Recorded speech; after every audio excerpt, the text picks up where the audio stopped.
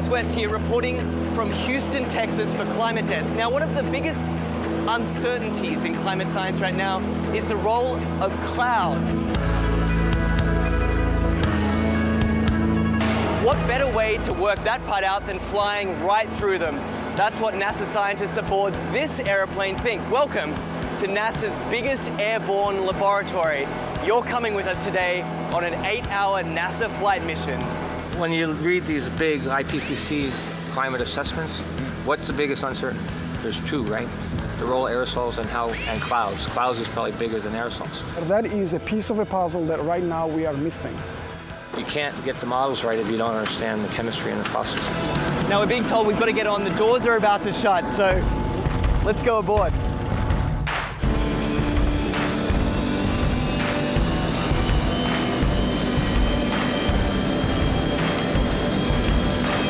Every time you turn on the weather, every time you hear a climate change prediction, that information has to come from somewhere. And it starts by getting sucked out of the air from planes like this.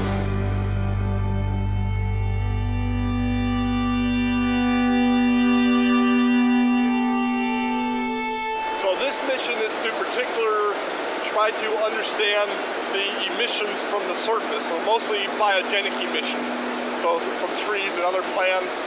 Right now we're flying to our very first part of this experiment on the DC-8. Over Arkansas, there's a particularly pungent bouquet of emissions that scientists are interested in measuring. Well, these emissions lead to both aerosols and to molecules that both destroy and create ozone. So these are very important things to understand for climate studies.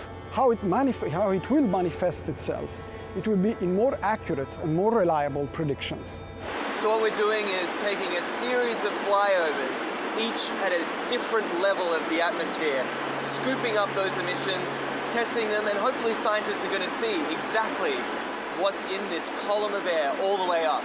The data that we collect in one flight can keep busy 60 scientists and students for 3 years, 4 years. We're still studying data from data collected 20 years ago. In fact, this particular mission today is its most heavily equipped in its nearly 30 years of service. Each one of these consoles here is a specially equipped scientific instrument designed to collect all sorts of different data in real time. And this instrument here tracks the sun. We're looking at mist chambers. They're used to strip soluble gases. This black line is the CO2. It's about 390 ppm right now. We're putting these filters in the bags that we've got the aerosols that we trapped out of a certain amount of air. And so we're sampling up here about 150 liters a minute. That ultimately flows back into the operational models. It flows back into what goes on TV every day. Anyway, I got to get this sample going. You do it.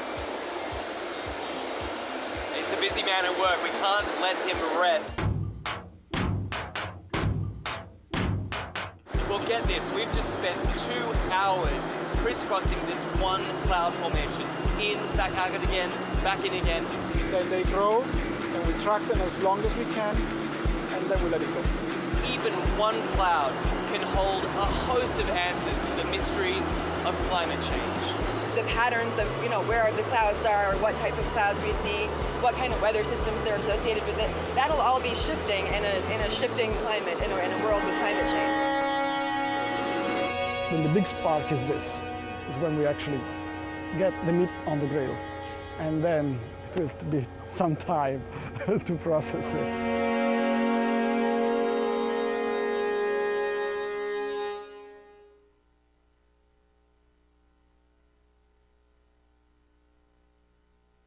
What the frack? What the frack?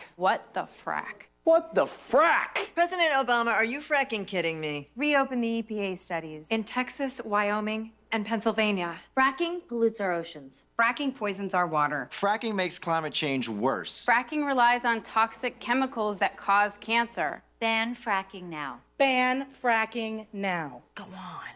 Ban it. Ban fracking now. Please.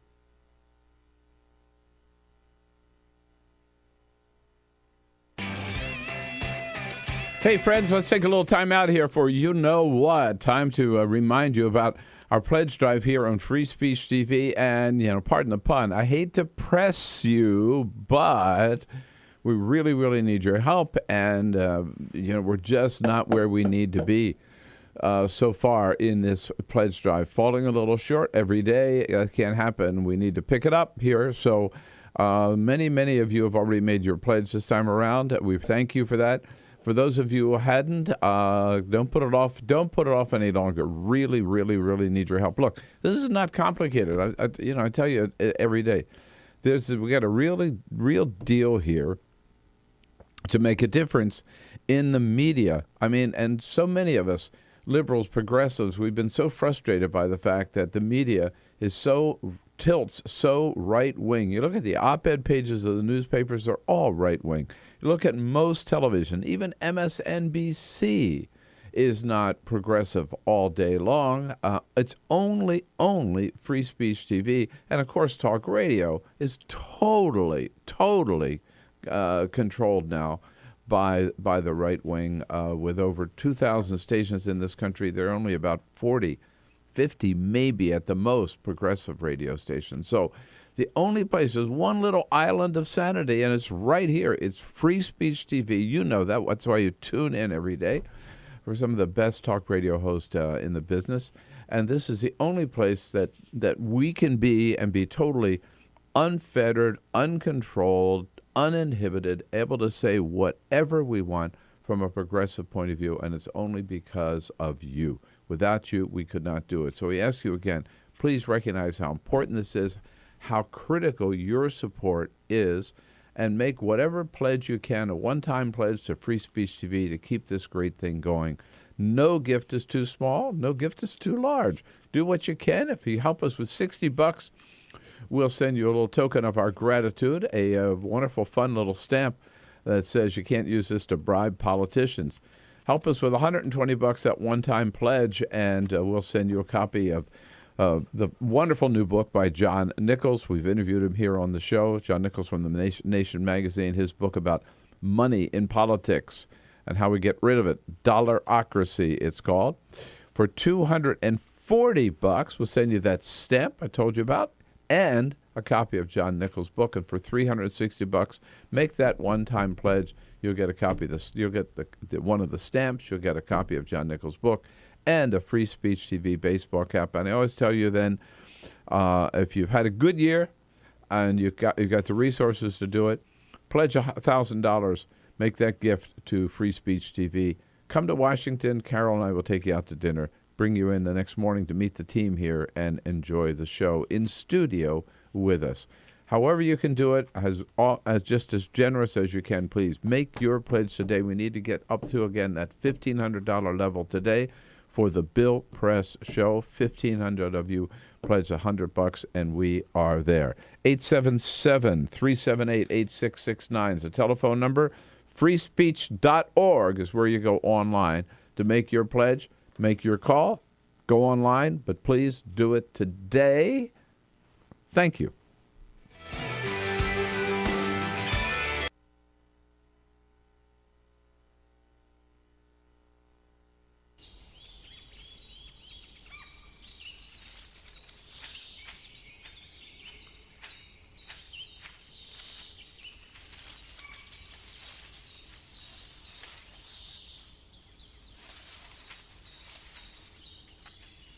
At Earth Justice, we defend the environment in the courtroom. Join our fight. When you take a seat, you take a stand. Earth Justice, because the Earth needs a good lawyer. Tune in to Gay USA with hosts Ann Northrup and Andy Hum for in-depth coverage of lesbian, gay, bisexual, and transgender news. Watch Gay USA every week, only on Free Speech TV.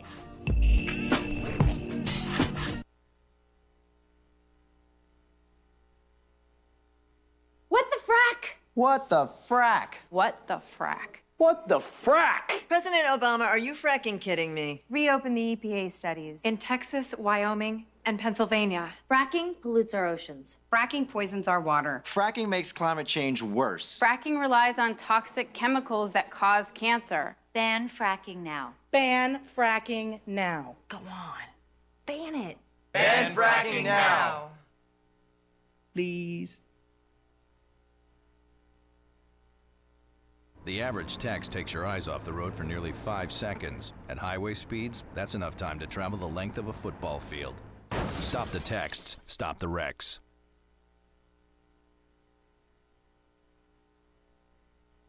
So, I'm kind of new here, but I've noticed a trend. My human does this funny thing where she goes around and gets all my toys, and then she hides them in that basket by the door. You know, but it's always the same basket, and it's always in the same place. And then she acts so surprised when I find them, but, you know, she's putting them in the same basket. Again. It's like, hello? That's where you put it last time. You were the worst at hide and go seek.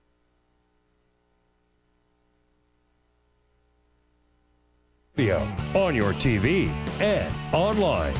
This is the Bill Press Show. Donald Rumsfeld says it was a big mistake to think that we could build democracy in Iraq. Now he tells us, hey, hello, everybody. What do you say? Here we go on a great big Wednesday, June 10. It is the Bill Press Show coming to you live from Washington, D.C. and our nation's capital. We're just down the street from the United States Capitol building where they're still trying to round up enough votes to get the Trans-Pacific Partnership passed, having a hard time in the House because they can't get enough House Democrats or House Republicans to sign up.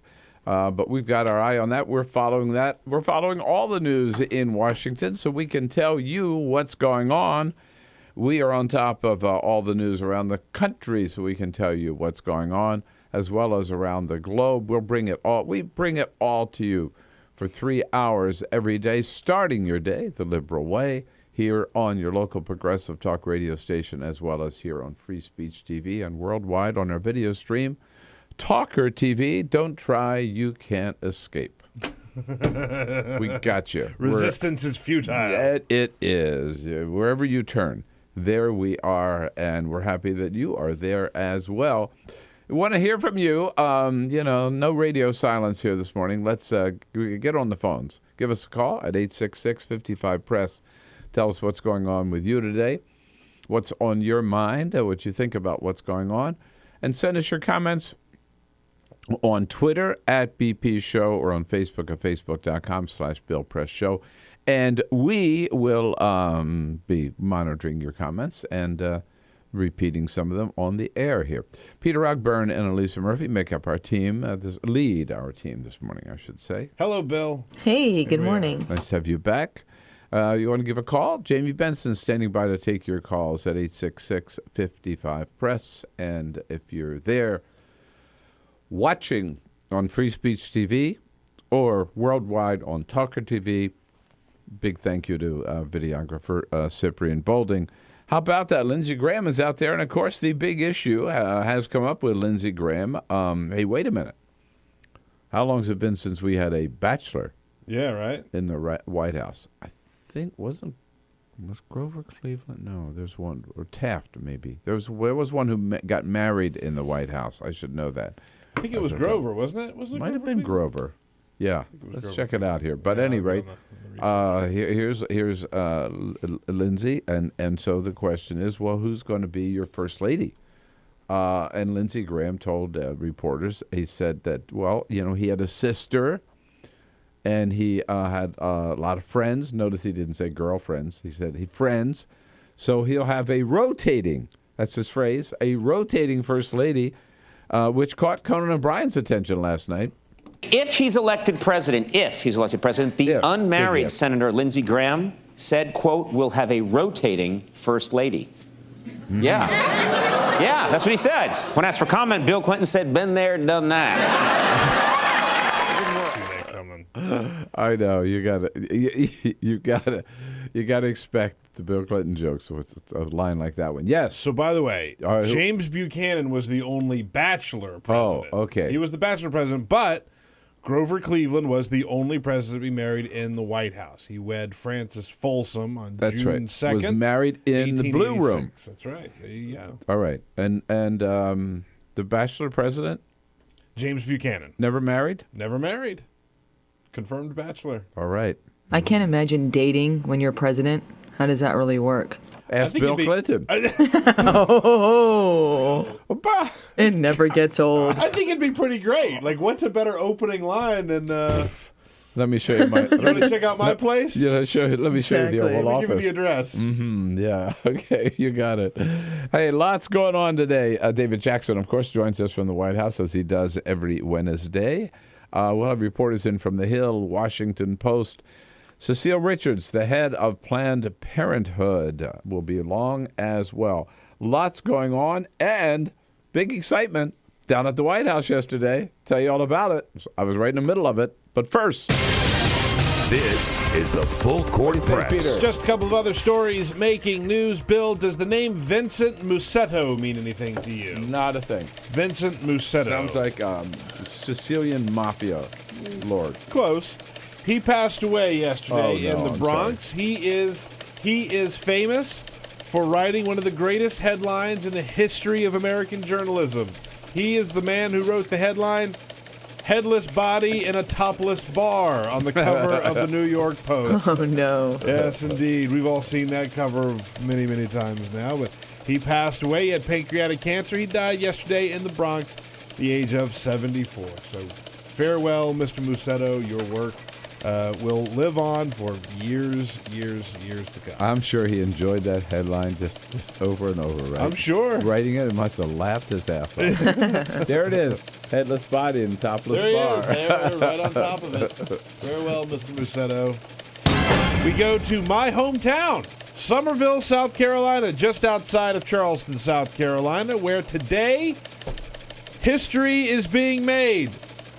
They are going to set They're the unveiling Guinness... a plaque. Peter Osborne was born here. That's right. Yes. That's right. It's about time. Going to set a world record for the largest glass of sweet tea. Now, Are you Summerville, serious? South Carolina calls itself the birthplace of sweet tea, which I think is garbage. But today is National Sweet Tea Day. And so to commemorate, they are going to put out a 10-foot container of sweet tea. 1,400 gallons will be brewed from 116 pounds of tea leaves from the Charleston Tea Plantation, 3,000 pounds of ice, 2,100 pounds of local sugar, and that will make up your sweet tea. They are going to begin brewing at 11:30 a.m. today. So happy National Sweet Tea Day. Man, I got to tell you, I mean, maybe I'm just a confirmed northerner, but, you know, this tea, iced tea here, is not sweet tea. I want you to know, I don't like sweet tea. I don't either. I can't drink it. When I was in Columbia, South Carolina, I tasted a little bit because I just want to remind me if I liked it or not. Here's the move. Here's what you do if you go below the Mason-Dixon line and you order sweet tea. You get a half and half, where they give you half sweet tea, half unsweet tea. Because the sweet tea that they serve will make your face tingle. It has so much sugar in it. It is just too much. Get the half and half. And Robert Gibbs has a new gig. He's the former press secretary for President Obama. We see him on TV, but he is now working for McDonald's.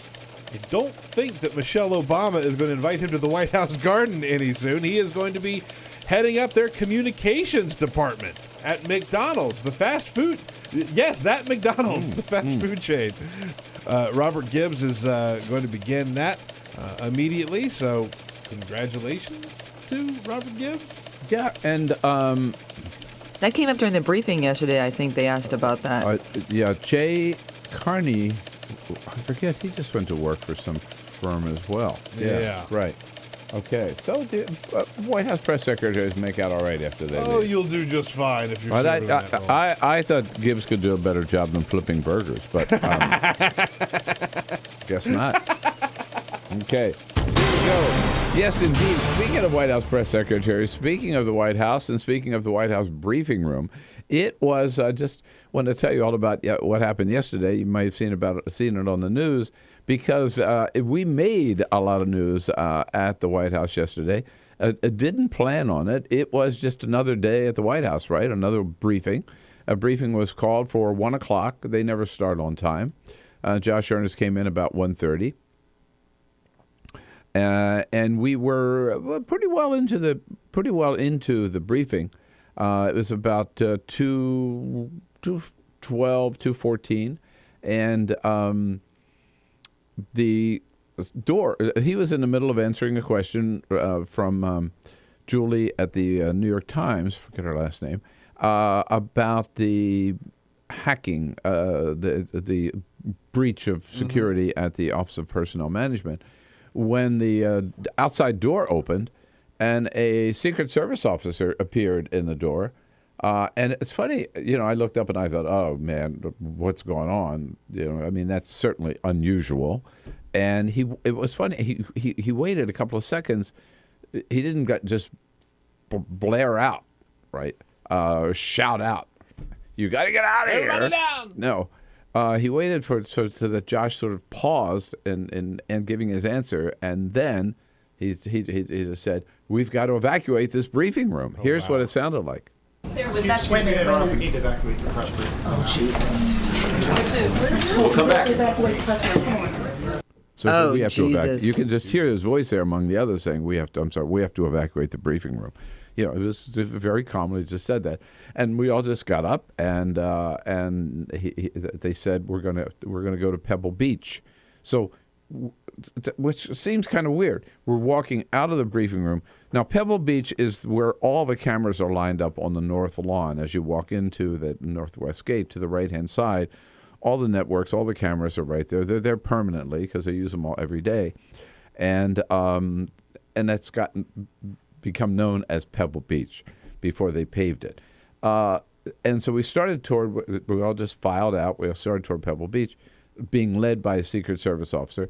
And then suddenly they said, no, we're going to go. Follow me. The guy says, follow me. So we go back the other way, down across. There's this little street between the White House and the old Executive Office building.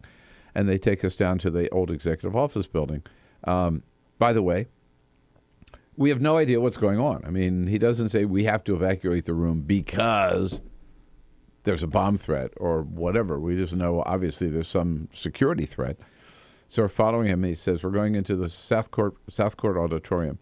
We go into the South Court Auditorium, and everybody realizes, like I did right away, there's no cell phone coverage in the South Court. So you can't tweet. You can't get on the phone. So I just turned around and walked out. That just simply won't do for reporters. No. We all wanted to know what was going on. Yeah. And people were on the phones talking. Those on the radio were talking to their radio stations. The TV reporters were talking to their networks and letting them know. And the cameras were rolling like all the time. And also, when the cameramen left the briefing room and outside the White House, they left all the cameras on, pointed at the brief, so they could catch video of whatever happened while we were gone. So we were all. So there's a tunnel that goes into this. It leads into this South Court Auditorium in the old Executive Office building. So most of us ended up right outside the auditorium and in the entrance to this tunnel where we did have cell phone coverage, and we were there for about 20 minutes or so. Not knowing anything, lots of rumors flying around. I kept wondering where the president was. Is he in the bunker? If we were in the tunnel, he must be in the bunker. They certainly weren't going to leave him there. And then about 20 minutes later, I hope you follow my tweets. Another reason. At BP Show. At BP Show. I was tweeting my head off and some with comments and with photographs that I was taking of the assembled reporters. So we go back to the briefing room, and while I was there, by the way, I found out from a good friend of mine, a good source, that there had been a bomb threat to the briefing room. So we go back to the briefing room, and Josh Earnest then confirms that there had been a bomb threat, and that this was the only room of the White House evacuated. They were not. This is the only room in the White House complex that was evacuated. And he said what happened while we were out, which was not caught on the cameras because somebody went around and put covers over all the cameras, and some of the and outside the White House they pointed the cameras down to the ground so they wouldn't see anything. My understanding is that they swept the room, which typically involves the inspection of the room by some experts, and I know that they had canine units in here as well. So all was clear. No bomb exploded, and we were all safe. But it did raise a lot of questions. We found out, for example, number one, that this call, the threat, came into the Washington Police Department, Metropolitan Police Department, at 1:53 p.m.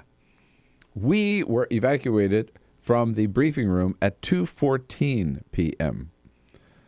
Now, that seems like if you're talking about a bomb threat, a lot of time. It's a lifetime. Yeah. Right? It's an emergency situation. I mean, why wasn't it like a minute, or 2 minutes or 5 minutes, right? But it took that long to get through the process. It made me take it seriously enough. And what should we do about it? I'm not bitching or complaining. I'm just pointing out that people said, whoa, a little lapse there. And the other thing was, the most interesting was, and we raised this question right away with Josh Earnest, is what happened? Where was the president? Well, the president was in the Oval Office all the time and not moved. Nobody else in the White House, other than at our level down the basement there are some, not the press secretary, but lower members, if you will, of the press staff. In fact, they call that little area lower press, which has to do with where the room is located and what rank those people have. They're right adjacent to the briefing. They were evacuated as well. But nobody on the first level of the West Wing, Josh Earnest was in his office, the president was in his office. And I have to tell you, friends, 50 yards, I would say, 50 yards, the Oval Office is like 50 yards from the briefing room.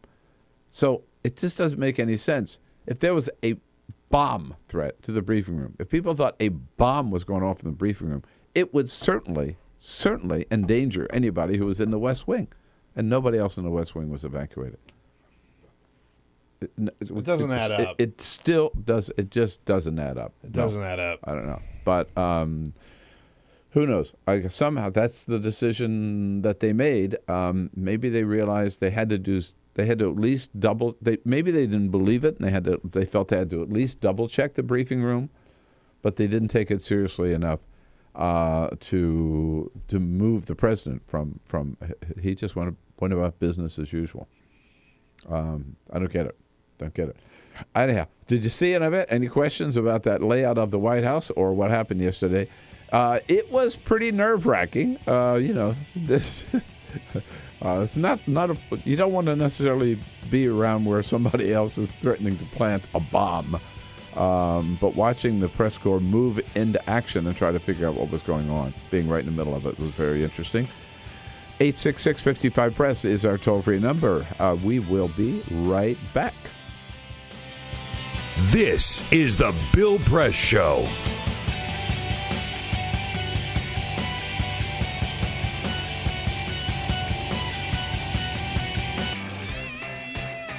Hey, friends, let's take a little time out here for you know what. Time to remind you about our pledge drive here on Free Speech TV. And, pardon the pun, I hate to press you, but we really, really need your help. And, we're just not where we need to be so far in this pledge drive. Falling a little short every day. That can't happen. We need to pick it up here. So many of you have already made your pledge this time around. We thank you for that. For those of you who hadn't, don't put it off. Don't put it off any longer. Really, really, really need your help. Look, this is not complicated. I tell you every day.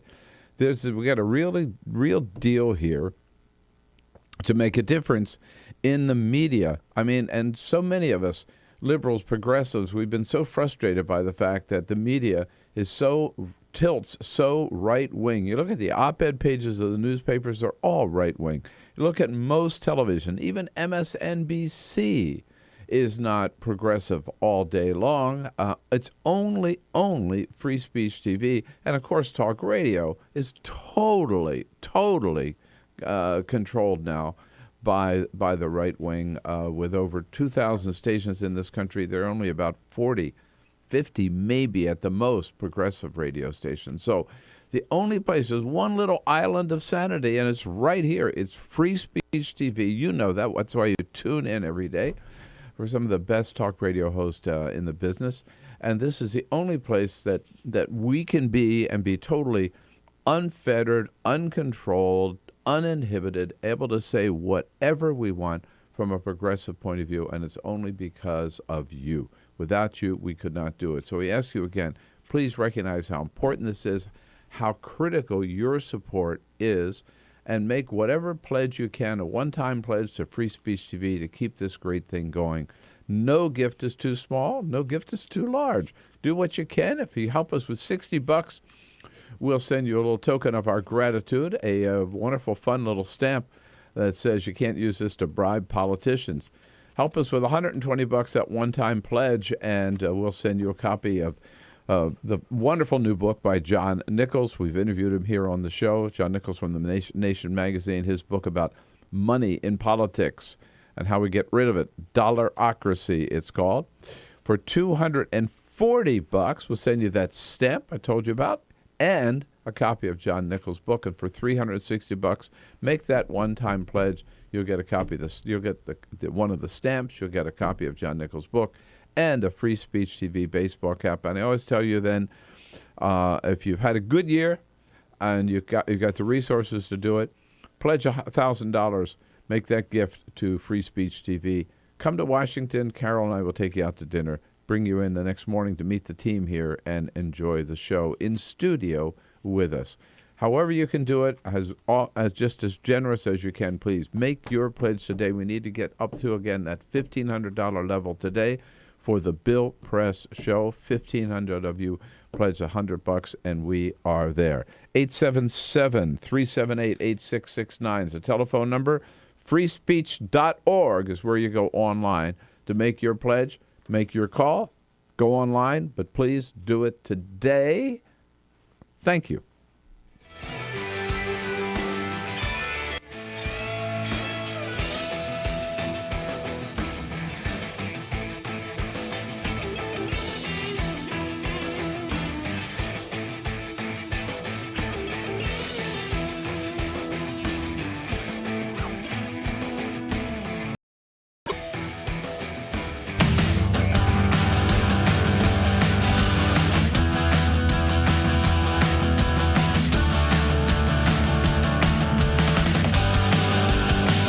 This is the Bill Press Show. All right, 27 minutes after the hour. By the way, this was the first time ever that the briefing room was evacuated in the middle of a briefing.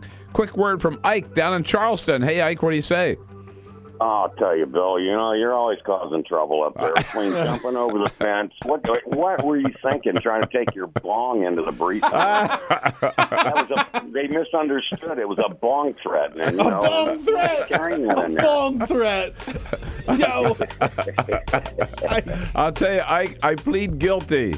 Right? Hey, buddy, you have a game. All right, I thought I could get away with it. Busted. Yeah. Yeah. What are you thinking, man? It took Ike to bust me, right? Well, what the hell? It's legal in D.C. Yeah, right. Right? Right. You can't get in trouble for that. Don't the best spirit of Marion Parry? I just took my bong here. This is the Bill Press Show.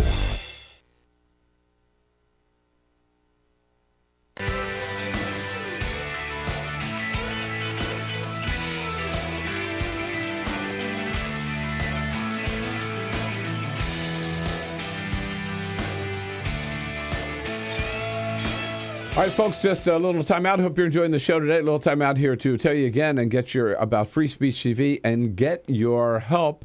And, we reach out to you, all of our viewers around the country during these pledge drives, ask you to help. And we're so grateful when you do. And it's very rare, though. We get a chance to thank one of you actually in person. So we welcome to the show today and to our studio Craig Tepfer, all the way from Chelsea, Michigan, a regular Free Speech viewer and a very generous contributor to Free Speech. Craig, it's good to see you. It's good to be here, Bill. Thank you for coming in all the way from Chelsea, Michigan. I know last year we met because you were made a $1,000 pledge. You and your daughter came. Carol and I, we all went out to dinner together. Had a good time. That was a lot of fun. Had a great time. Right, and it's good to see you back. So, tell us again, why do you really like Free Speech TV? Free speech to me is the dream come true. It's television without commercials, plain and simple. Yeah, and you like the people and obviously in the content on Free Speech? All of the regular programs plus all of the special programs you can't find anyplace else on the television set. It's the one progressive television channel people don't realize is maybe in the country, right? 24/7, where you can always count on going there and hearing good stuff from a progressive point of view. This is true. It's 24 hours a day. All of the programs are great to watch, intellectually stimulating, and have great progressive concepts. Well, we wouldn't be here without people like you, and I want to thank you again personally. And you're back today because you want to make another pledge and challenge people to meet it, right? That's right. I would like to pledge a half of my net worth, 0.5% of my net worth, to match the Koch brothers' donation to the GOP. So I am committing $500. Great. To the Free Speech TV, and hope that your listeners can match that. I think that's a great challenge, all right? So there you go. There's $500 from Craig Tepfer today. You can match that yourself or a couple of you, 2 or 3 of you. Get together, get your family members together, and match this pledge so Craig doesn't feel alone. And we have the help we need on Free Speech to get going. And, of course, you know the way to do so, Craig, you certainly do, is give us a call at 877-378-8669. Number again, 877-378-8669. Or just go to freespeech.org, freespeech.org. And, Craig, the other thing I want to congratulate you on, you are a pioneer in solar energy. I know you have a solar-powered car right now. So you're doing so many great things. You know, I've been doing this for most of my life, wind and solar energy, and supporting environmental groups and organizations that promote solar energy. Well, so good of you to do that, and so good of you to come in. And thanks again for your help for Free Speech TV. And match Craig Tepfer's $500 grant. Thank you, Craig. It's so important. Thank you.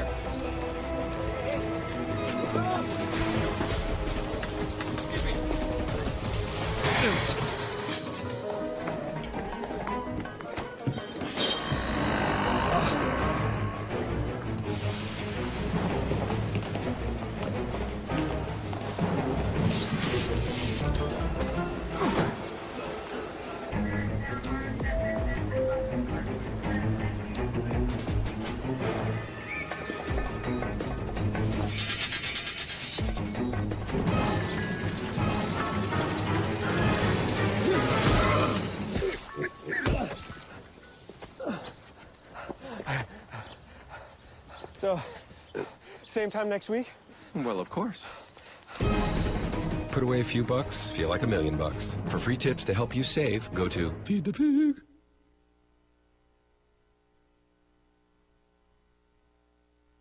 The average text takes your eyes off the road for nearly 5 seconds. At highway speeds, that's enough time to travel the length of a football field. Stop the texts, stop the wrecks.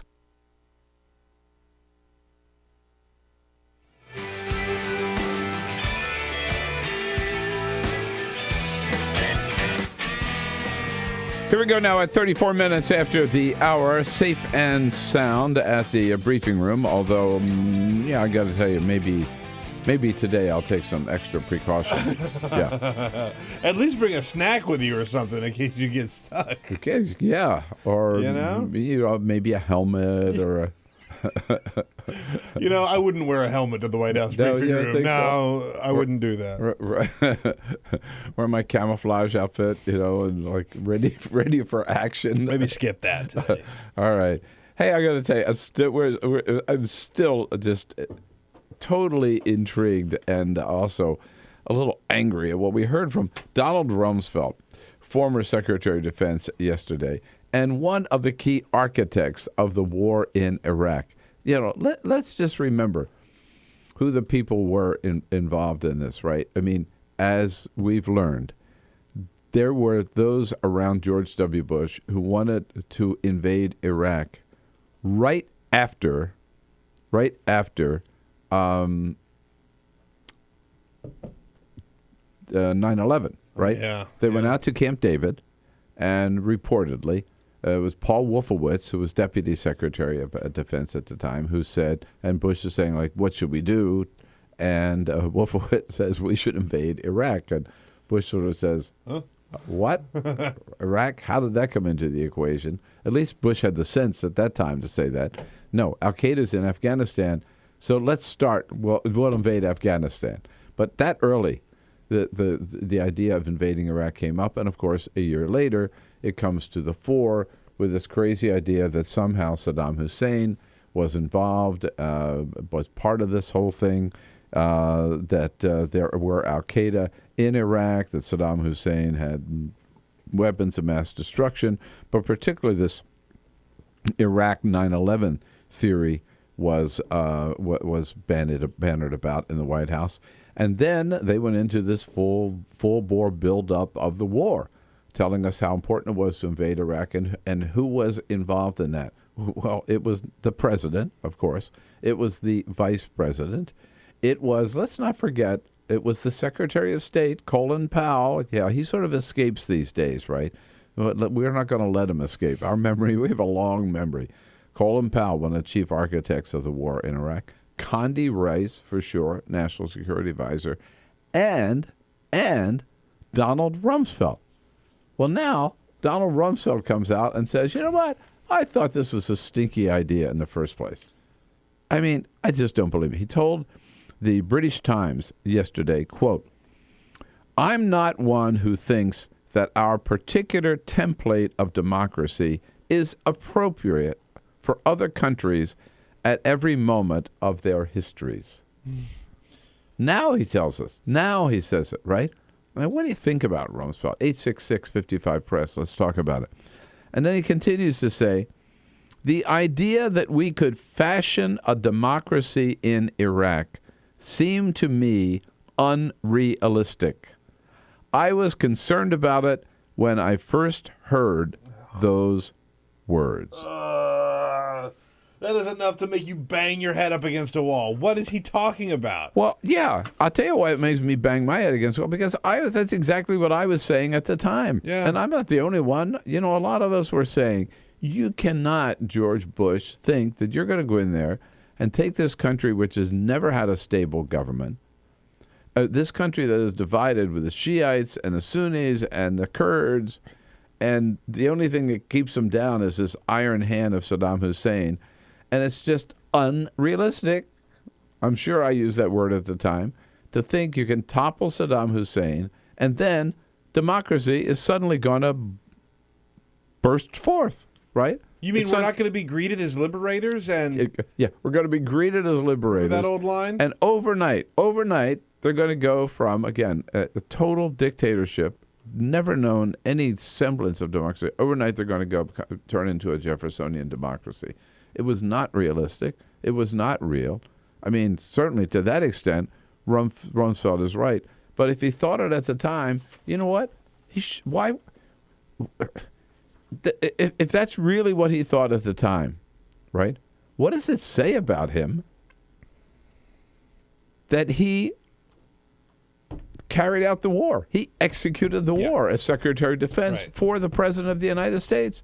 He was in charge of our troops. He sent our men and women into battle, into harm's way, and we lost 5,000 of them for an idea that he thought was a bad idea.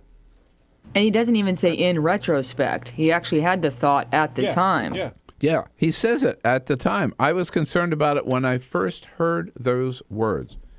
I mean, to do that is just evil. You know, really, if he had any character at all, he would have said, Mr. President, I cannot carry out this mission because I don't believe in this mission. And done the honorable thing and resigned and told the American people why he was resigning. Yeah. Instead, he not only stays on the job, he not only doesn't say anything, but again, he carries out the war. He's the guy who is sending the troops into Iraq as defense secretary and making that decision. You know, again, your comments, 866-55-PRESS. To me, it just shows he's the lowest of the low. So we remember, of course, that Rumsfeld always said, well, there were some things that we didn't know, and some things that we knew, and some things that were unknown. That famous response of his to what do we know about Al-Qaeda in Iraq? There are known knowns. There are things we know we know. We also know there are known unknowns. That is to say, we know there are some things we do not know. But there are also unknown unknowns. The ones we don't know, we don't know. Yeah, and I guess one of the unknown unknowns is that the man who was leading the war, the man who was making all the decisions about how many troops went and where they went and all that kind of stuff, that he didn't believe in the entire mission. Yeah. How could he do that? You know, how could you send a young man or a young woman to give their life in Iraq when you didn't believe in what they were doing? It's sick. Isn't that sick? It's sick. What does it say about him? What does it say about our whole process? I don't know. Yeah. So now I guess, watch. There are people who are going to say, oh, Rumsfeld, what an honorable guy because, you know, he's telling the truth. Don't believe that. Don't buy that at all. No, not for a second, at any rate. I never had a high opinion of Donald Rumsfeld. I even less of an opinion of Donald Rumsfeld now. Well, I was in action yesterday with David Jackson. Action Jackson, right. We were evacuated together. We were trying to figure out what the hell was going on while we're over there outside the South Court Auditorium. David Jackson, I'm sure, has recovered. We will join forces with him when we come back from this break on the Bill Press Show this Wednesday. All right, friends and neighbors, hey, thank you so much for joining us on Free Speech today. Hope you're enjoying the program. And now I want to turn to you one more time. First, to talk about our pledge drive. We're getting into the home stretch now. And first, I got to thank you. We had a great day yesterday. A very good day. Not good enough, but a really good day. But now we're still pretty far, as we go in the home stretch, pretty far from our goal. People from Free Speech told us yesterday. And the only way we're going to reach our goal by the end of the week is we need to do $1,500 a day. $1,500. That is our goal for the Bill Press Show for today. And look, really, it may sound like a lot of money. It's really not a lot of money. Think about it. Just 15 of you can help with $100. There we are. We're there. If just 30 of you can help with $50, we're there. And we meet our goal, and we help keep free speech going as great as it is. So please, those of you who haven't yet made your pledge, now's the time to do it. Today is the time to do it. And you know how to do it. Pick up the phone. Give us a call at 877-378-8669, 877-378-8669, or go to freespeech.org.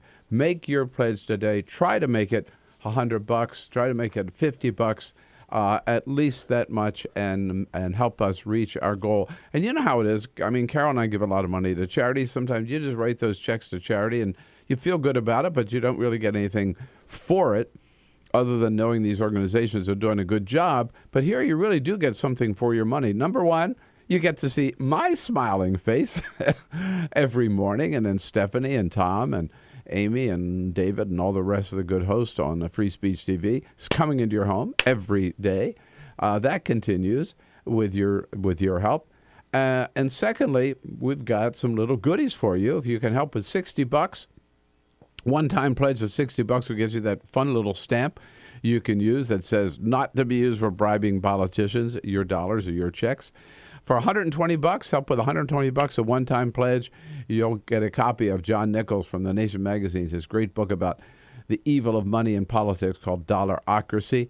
Step it up to $240, that one-time pledge, and we'll send you the stamp, the Not for Bribing Politicians, and a copy of that book by John Nichols.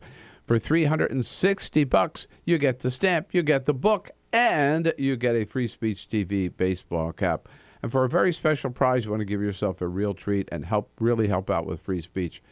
If you can help us with $1,000 and make your way to Washington, Carol and I will take you out to one of our favorite restaurants. We've got some great ones right here on Capitol Hill.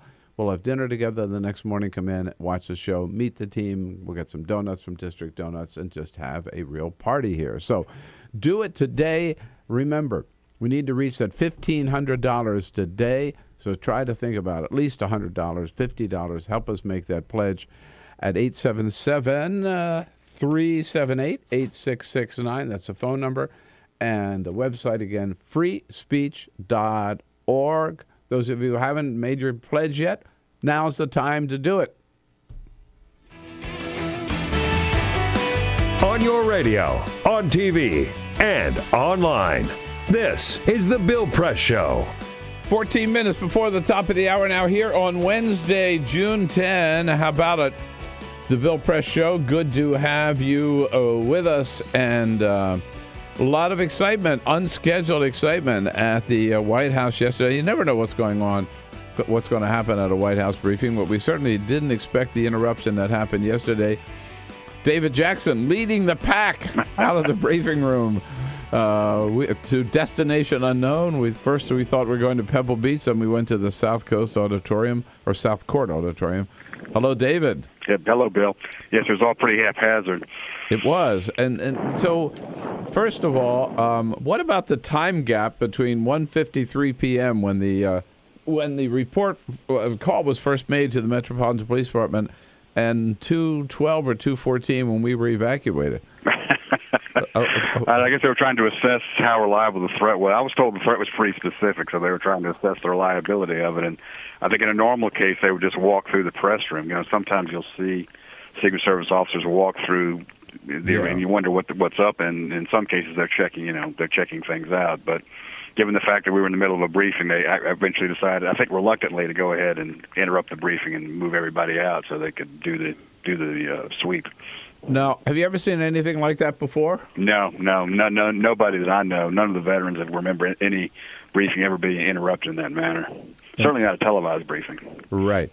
Now, and then what was a little incredulous was that when we come back and found out, well, it was a bomb threat serious enough to evacuate the briefing room, but not serious enough to evacuate the Oval Office or the West Wing, which is really 50 yards away, right? You know.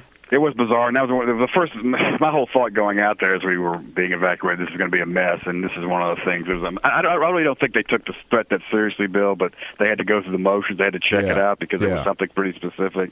So I don't think they felt like it was a real deal. So another thing about the president, I'm not sure they're being totally honest with the president, because when you say the Oval Office, there are a lot of places back in that they're the secret rooms, the ones that Clinton made famous. Right. They're back there, and they're pretty darn secure, so they could have moved him back there. Technically, he'd still be in the Oval Office, but everyone said it's close to the press room. What if a bomb had gone off? I think that the Oval Office is pretty well protected in terms of the wall, in terms of the fortifications there. So I don't think it was that big a deal, but I knew it would be a bit of a flap. Another flap was, they turned off the cameras. Yes. They either turned the cameras at the ceiling, or in the case of the outside cameras, they covered them up so that nobody could film what the officers were doing. So that created quite a bit of friction as well. Right. But, like Josh Earnest's office, he said he was in his office. That's probably not that secure. And, again, that's even closer to the Oval Office. Yeah, that was weird, too. If they were going to evacuate us, they probably should have gone in and evacuated the entire West Wing. But then you have the situation of what you do with the president, although, they built bunkers underneath the West Wing. Don't they have a bunker? Yeah, right? They do. They do. Right. So, well, yeah, again, got to be prepared for anything when you come down there. But oh, for sure, especially in this day and age. But another thing, the first thing I thought of, I don't know about you, we had this exact same incident at the Dirksen Senate office building earlier yesterday morning, and it sure felt like a copycat, and that's exactly what it was. Yeah. And when I came in, I don't know whether when you came in, Lafayette Park was already closed. I mean, before this incident. Oh. You know how sometimes they do that they close the park, and so everybody was over on H Street.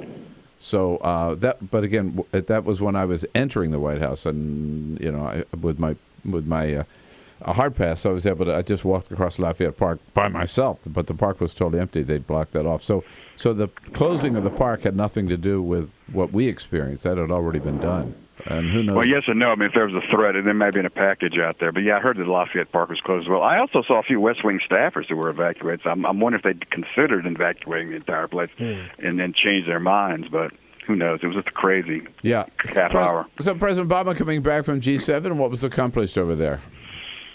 He kept the Europeans are going to continue to maintain sanctions against Russia for the foreseeable future, although that has a time limit because their sanctioning of Russia is also kind of hurting their economy, and the EU economy is already threatened by Greece and some other destabilizing factors. So it's while we're all keeping the economic pressure on Russia right now, I'm not sure how much longer that's going to last. Right. And the president comes home. I think it's Juliet Elprin in the Post this morning. Somewhere I read interesting story that in the next 2 or 3 weeks, 3 of the president's big initiatives in terms of legacy are all going to be decided. The Supreme Court on Obamacare, the Iran nuclear deal, and the Trans-Pacific Partnership up in the Congress. That's a lot at stake for him in the next couple of weeks. It's a very big month for him, no doubt about it. And it's unusual where you have situations where you know what's going to happen, and they could go either way, and they're going to have an awfully big impact on the legacy. I think the trade thing, I think they're very confident they're going to get the trade bill through. There's a lot of Sturm and Drang and a lot of vote counting going on. I think in the end they're very confident about that. I think they're confident that that they'll get an agreement with Iran by the end of the month. It's a June 30 deadline, but that agreement is going to be controversial for as long as Obama's in office. So even though they will probably get something signed on the dotted line, it'll continue to be disputed by Congress and by Israel. Right. I hear the expressions of confidence on the part of Republicans in the House and on the White House. The Democrats still say, Rosa DeLauro still say they don't have the votes. And Nancy Pelosi has indicated they may not have the votes too. So you wonder, how much is smoke and mirrors here, right? Oh, there's definitely a lot of talking going on, but it's just hard to believe that the House Democrats are going to contribute to a major defeat for their president on such a big issue, a big international issue. In the end, right, it looks like they'll be able to just squeak through probably enough votes. I agree with you. But the one big unknown here is the Supreme Court. Right. And, of course, that case boils down to one line in a major bill about health care. 6 words. And 6 words, and a lot of people in the White House say they just can't believe the Supreme Court's going to just create chaos within the law based on this one little thing. I mean, obviously that's hope against hope, but the Supreme Court did not mess with the law 2 years ago. John Roberts flipped and upheld the law by that one vote. I think people are expecting something similar this time around too. Who knows? So the president spoke to that yesterday, and I thought it was unusual, David. Maybe I'm sure you did too. That he was talking about praising Obamacare and how well it's doing in front of the Catholic Hospital Association. They opposed Obamacare. They opposed parts of it. Some of them were on board with the concept. The Catholic bishops did because they felt that on abortion and contraception, everything included in that. Right. So, there was a lot of people who they had parts with aspects of it, and obviously he wasn't going to bring that up. But I think overall a lot of the religious hospitals were fairly sanguine about the overall approach of the health care law. They had some problems with abortion and birth control and those issues, but in terms of providing insurance and increasing the access to insurance. I think they were pretty much on board. It was an interesting group to talk to. Let's put it that way. Yeah, no, it was. So what surprises do you have in store for today? Not that I know, but I know she's meeting Ashton Carter, and there's all this talk that we might send a few more troops to Iraq to help train those guys. So I assume that's what's on his mind today, but who knows? Yeah, all right. Well, we'll find that out a little bit later, 12:30. David Jackson, thank you so much for joining us again this morning. Right, thank you, Bill. Covers the White House for USA Today, usatoday.com. This is the Bill Press Show.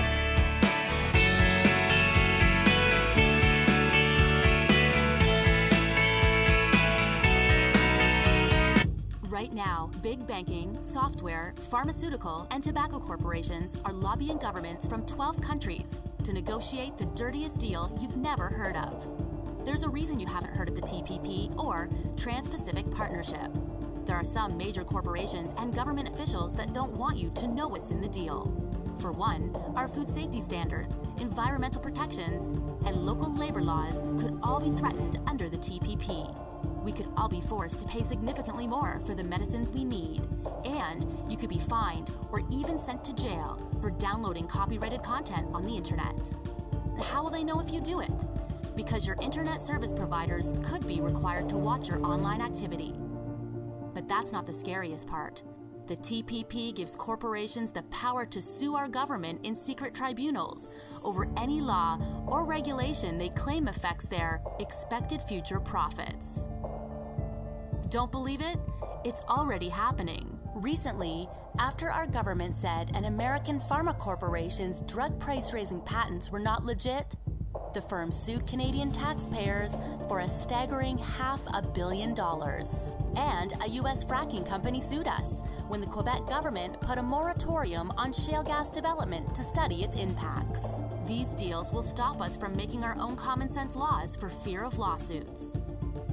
Thankfully, not everyone is willing to sign on the dotted line just yet. In fact, most government officials still have no idea what they're even signing on to, for good reason.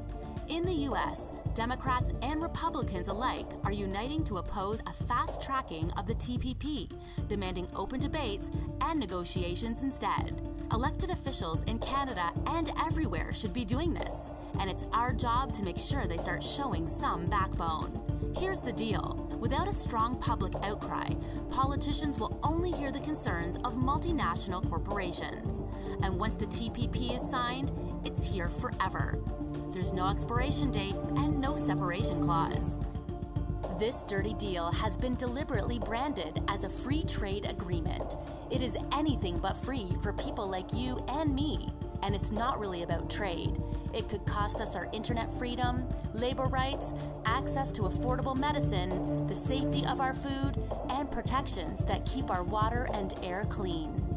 Nobody wants to be struck with a backroom deal we don't want and never voted for. Find out more, speak up, and spread the word.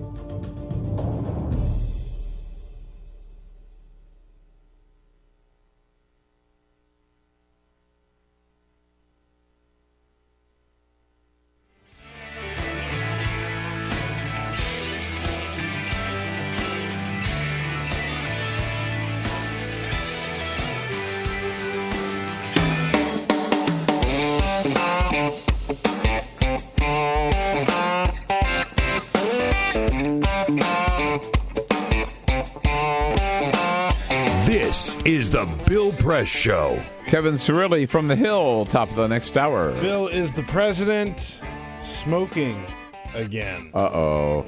Here's the deal. When Italian Prime Minister Matteo Renzi was in town, they hung out outside on the side portico, and Renzi's spokesman posted a photo on Instagram that shows the two of them outside with the window open, and Obama's holding something in his hand, and it looks like he's pulling something from it.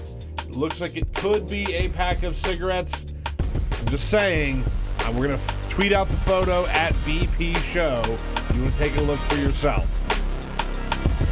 I can't believe This is the Bill Press Show.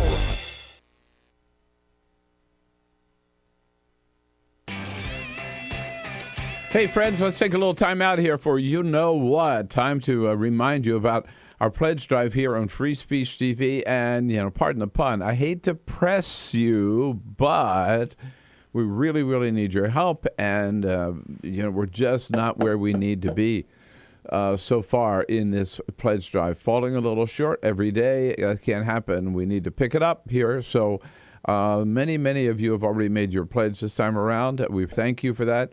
For those of you who hadn't, don't put it off. Don't put it off any longer. Really, really, really need your help. Look, this is not complicated. I tell you every day.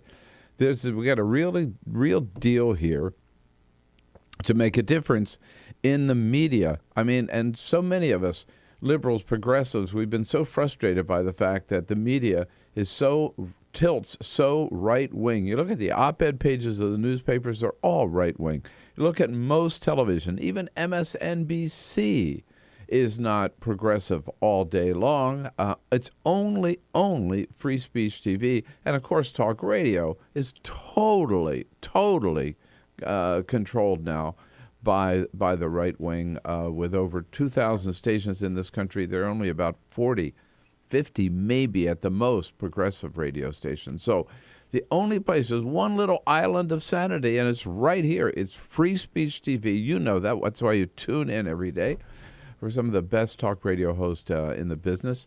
And this is the only place that we can be and be totally unfettered, uncontrolled, uninhibited, able to say whatever we want from a progressive point of view, and it's only because of you. Without you, we could not do it. So we ask you again, please recognize how important this is, how critical your support is, and make whatever pledge you can, a one-time pledge to Free Speech TV to keep this great thing going. No gift is too small. No gift is too large. Do what you can. If you help us with $60, we'll send you a little token of our gratitude, a wonderful, fun little stamp that says you can't use this to bribe politicians. Help us with $120, that one-time pledge, and we'll send you a copy of the wonderful new book by John Nichols. We've interviewed him here on the show. John Nichols from the Nation magazine, his book about money in politics and how we get rid of it. Dollarocracy, it's called.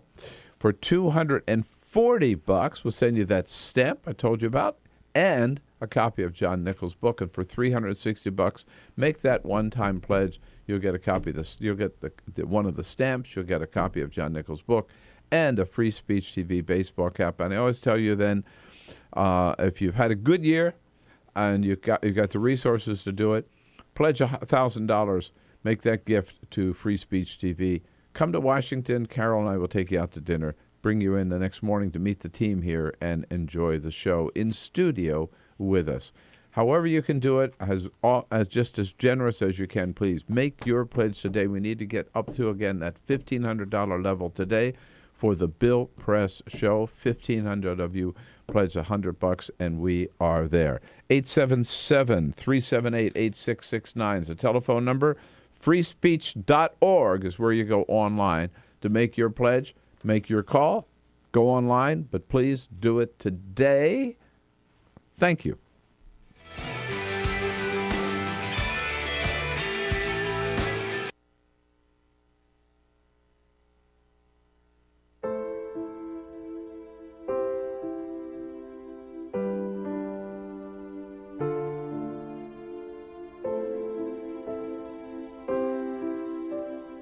I have run these canyons for 6 million years.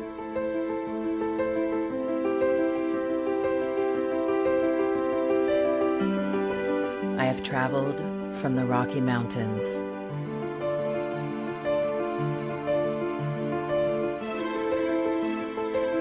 to the deserts, through scorching heat and freezing cold, from the land of the dinosaurs to fields of food.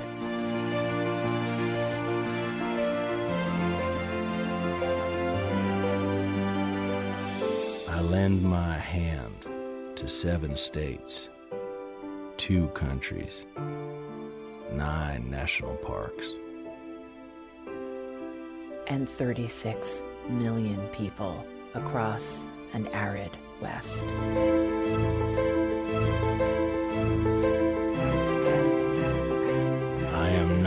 strongest or the largest, but I am the hardest working.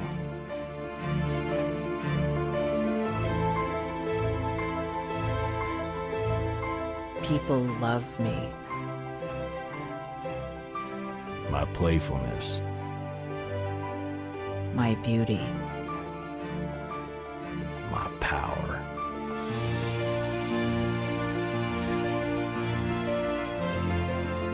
My life.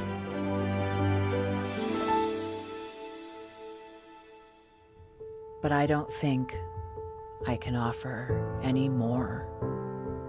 I am tired. I am tired. Tapped. And tied. Of the hundreds of major rivers in the world, I am one of the few who no longer kisses the sea.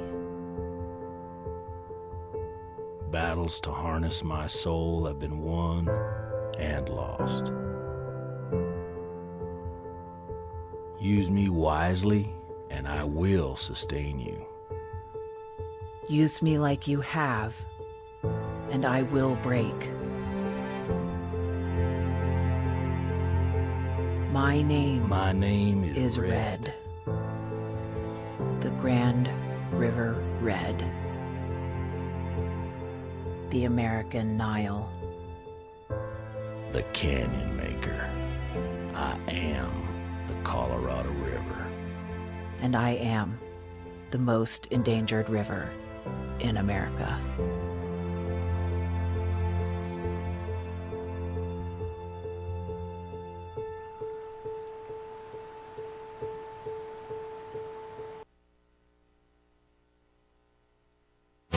Broadcasting around the nation, on your radio, on your TV, and online.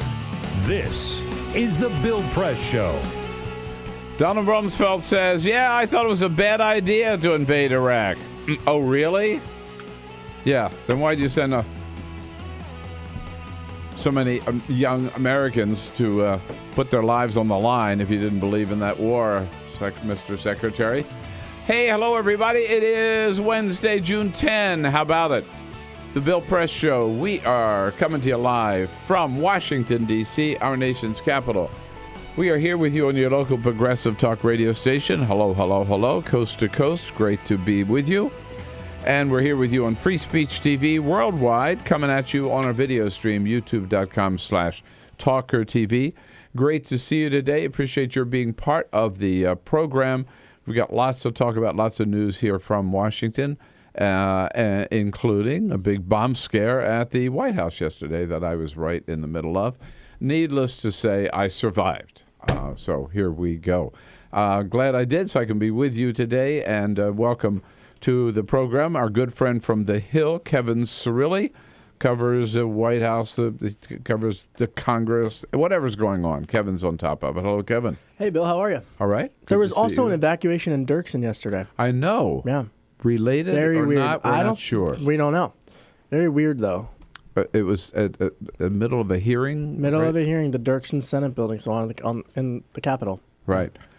Peter Ogburn and Elisa Murphy here. Hello, Bill. Hey, good morning. How are you? Good to see you. Guys, Nice to see you, too. Good to have you here. Leading our team with Jamie Benson, who's going to take your calls, 866-55-PRESS.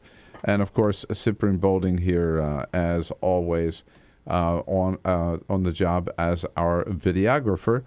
I don't know, you haven't been out on the campaign trail, though. No. Well, still kind of early. I suggest that what you should do maybe is think about covering Rick Santorum, because Rick Santorum needs some help. He needs some company. He had an event in Iowa yesterday at a diner, and the whole thing was billed for come have lunch with presidential candidate Rick Santorum.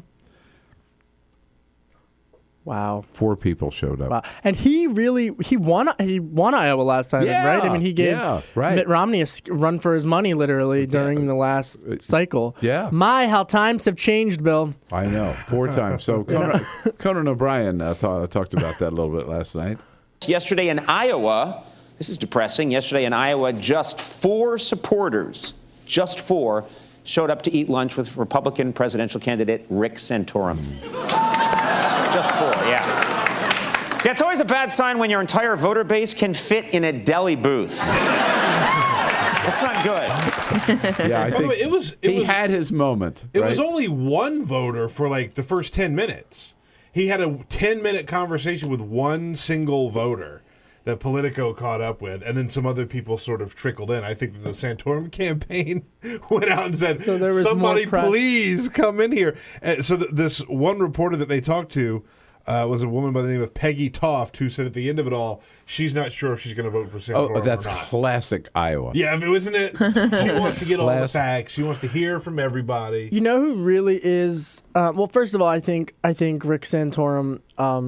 It'll be interesting because you have so many different candidates competing for that type of voter, for the more conservative voter, whether it's Huckabee, Santorum, Ted Cruz, to some extent Rand Paul, though he kind of appeals to a different type of Iowa voter. But because it's such a crowded field, they're really going to have to fight to kind of grab attention and headlines. But I think the person to watch and the person who really has been surpassing folks in terms of crowds is Carly Fiorina.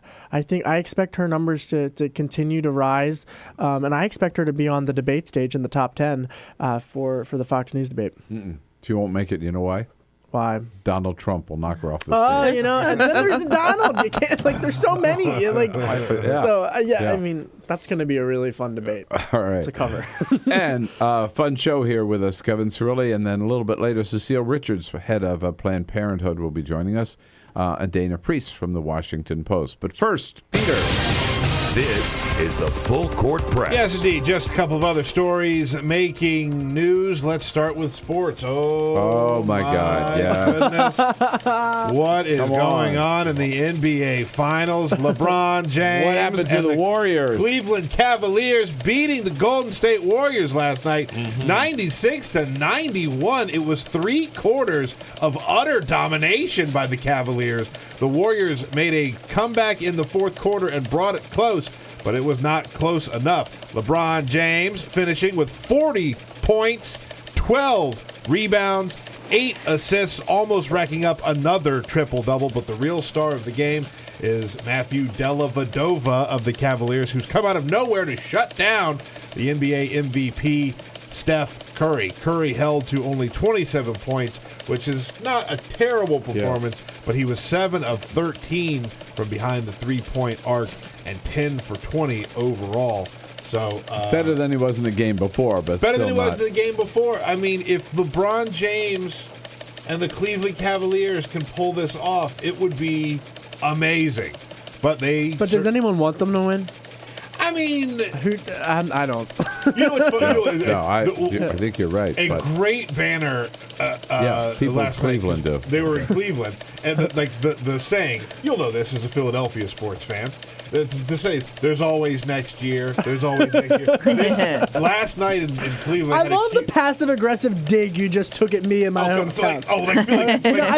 That's not lost on me. Oh, let's just start with the understanding that Philly sports fans are the worst. Oh God! Now in all of sports. Here we go. But They're not. That is there offensive. was a huge banner in Cleveland that said, "There's always this year." Yeah. So Cleveland Cavaliers certainly making this a contest. So we'll see what happens. All right. Coming up, the 27th season of The Simpsons is about to start. Did you know that the 27th season is about to be underway? And yesterday, Al Jean, the executive producer, dropped a bombshell. He said that in the season opener, Homer Simpson and Marge Simpson are getting legally separated. No way. Shocker. Yeah, right? Gotta keep things interesting after 27 years. He said that Homer and Marge are going to legally separate. Homer is going to fall in love with his pharmacist, whose voice is going to be that of Lena Dunham from Girls. And so, prediction,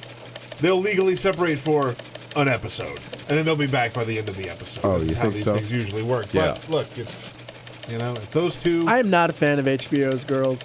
Yeah, I don't watch HBO. I saw like one episode when it first came out, and I just thought it was like such a poor representation of the millennial generation. Made everybody out to be lazy, and I don't think we're lazy. I don't don't know about that. I think I agree with some of that generally. I just want to like be the on show. record as hitting That's fair. HBO's girls. That's fair. Yeah. I love The Simpsons, and even though it's 27 seasons in, I still think that pound for pound, it's a phenomenal show. Yeah. But no, totally. But I mean, this idea that they would It's separate us. Well, you have It's not going to reflect the reality of today, I guess. Yeah, right? Yeah. By the way, while everybody was fretting over the Golden State Warriors and the Cleveland Cavaliers, the Giants, San Francisco Giants baseball team, their pitcher, Chris Heston, he threw a no-hitter against the Mets last night. Did you know that? There was a no-hitter in baseball last night. You didn't hear about that, did you? I didn't hear about it. Yeah. Chris Heston threw a no-hitter against the New York Mets, who's Mets are having a pretty decent season.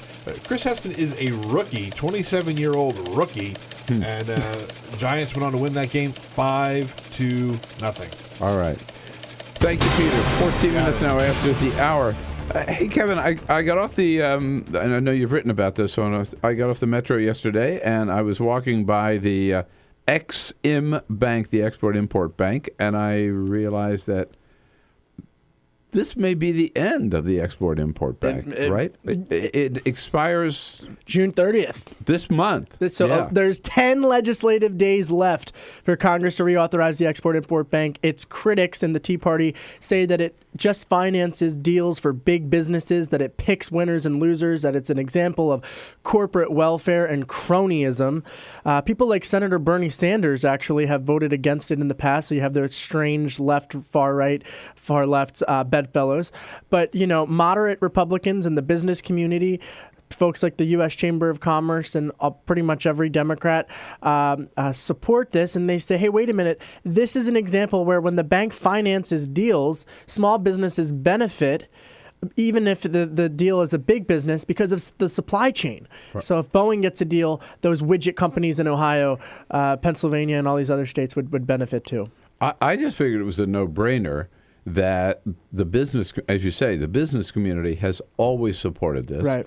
So indirectly, good for business, indirectly good for jobs as well, right? These people, they get their loans to expand. They're hiring more people. But I mentioned this to a Democratic member of Congress who was in the studio with us last week, and she said, this was Congresswoman Jackie Speer from California, and I said, it seems to me with all the business support, I mean, why isn't this going to go through? And she said, the rap is that, yeah, it supports some businesses, but only like a handful of really, really big companies like Boeing and others. And it's not really good for like small businesses. So it's 2/3 of the loan commitments between 2007 and 2013. 2/3 of the entire bank's total loan commitments between 2007 and 2013 went to Boeing. 2/3. Really? Fact, according to Standard & Poor's. Yeah. So now again, you get into the supply chain and they say, well, that benefits everybody. But, behind the scenes, this is really a lobbying war bill between Delta Airlines and Boeing. Delta Airlines has heavily been pushing opposition to at least reform the bank because they say that when Boeing gets these deals, it's hurting folks like Delta. It's a fascinating dynamic. House Financial Services Committee Chairman Jeb Hensarling, I've talked about him before on your program. He's a Republican from Texas, a Tea Party. He has jurisdiction over this issue and whether or not to move a bill. He's been adamant that he does not support the bank, and he's really made this issue into a wedge issue for his party. It's the dynamics between the Tea Party and the business community on full display for this. Fred Hochberg, the head of the bank, is a good friend of mine. I've interviewed him a couple times. And he's been here in studio with us. To what extent has the administration and the president made this a priority? Obviously, they're vehemently supporting it. Now, they're supporting it, but that's what my question is: how strongly? I know the president's out there trying to get the votes on trade, which we'll talk about in a minute. He definitely nothing he can do with the Supreme Court. He certainly wants to get the healthcare thing. He's really working hard to get that deal on Iran and the nuclear deal. Is he really working hard to save the Ex-Im Bank? Well, here's the thing. If it expires June 30th, the bank can still make good on all of its deals that it's signed on to. So it's not like the thing shuts down, goes away, everyone's laid off. it's so, July 1st, any deal, and the longest deal that it's made is 18 years. So for at least 18 years, they're going to be able to make do, which means you have 18 years to get a reauthorization bill through Congress. So I expect there to be, and what I'm hearing from my sources on Capitol Hill is that a reauthorization amendment will be filed on the highway transportation bill next month, and then that's another must-pass legislation, so therefore it would be extended. Very wonky in the weeds. It is, but it also shows you how hard it is to kill a government agency. And this coming from Bill Press, am I hearing correctly? Bill Press. Even the liberal Bill Press is no, I didn't say I want to kill it. I'm just saying it's hard to kill them once they're out there. Quickly, before we take a break, Chris Christie, strange decision yesterday. He got a win, didn't he? He got a huge win. Not so good for. He hasn't had a lot of those here recently. Right. He needs a win. Not so good for union workers. They got a big slap in the face, I guess. Well, Chris Christie proposed a $1.57 billion with a B cut to public employee pension, the state employee pension fund in New Jersey. Now, obviously, unions vehemently disagree with that. They took it all the way to the New Jersey State Supreme Court and lost. And so Chris Christie is going to be able to follow through with that. He says this is a victory for the New Jersey state taxpayer in order to clean up their fiscal house. But Paul Volcker, the former Fed chairman, earlier this week released a damning report blasting New Jersey and Governor Christie's economic policies, and even in even in the majority opinion of the New Jersey State Supreme Court, they called it a broken promise that Governor Christie's promises. So he's really struggling. How he's going to be able to, again, in a crowded Republican field, turn that narrative, whether it's his budget problems or Bridgegate. I still haven't seen how he's been able to turn that narrative. But he was in New Hampshire yesterday, and this was a relief for him. I know. I mean, he seems to tries to ignore his problems in New Jersey and thinks that nobody else will know about them or forget about them. I think he's making a big mistake. But even beyond this is going to haunt him wherever he goes. I don't see politically in such a blue state, even where he has compromised, how that's going to play well in a state like Iowa or New Hampshire or South Carolina. No.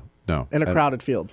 Particularly in a crowded field. Kevin Cirilli with us from The Hill, thehill.com. And again, President Obama, maybe his number one, it certainly his number one legislative priority, congressional priority right now, is rounding up the votes for the Trans-Pacific Partnership. That vote could come as early as this week. Kevin Cirilli's been following it. We'll find out more about it when we come back.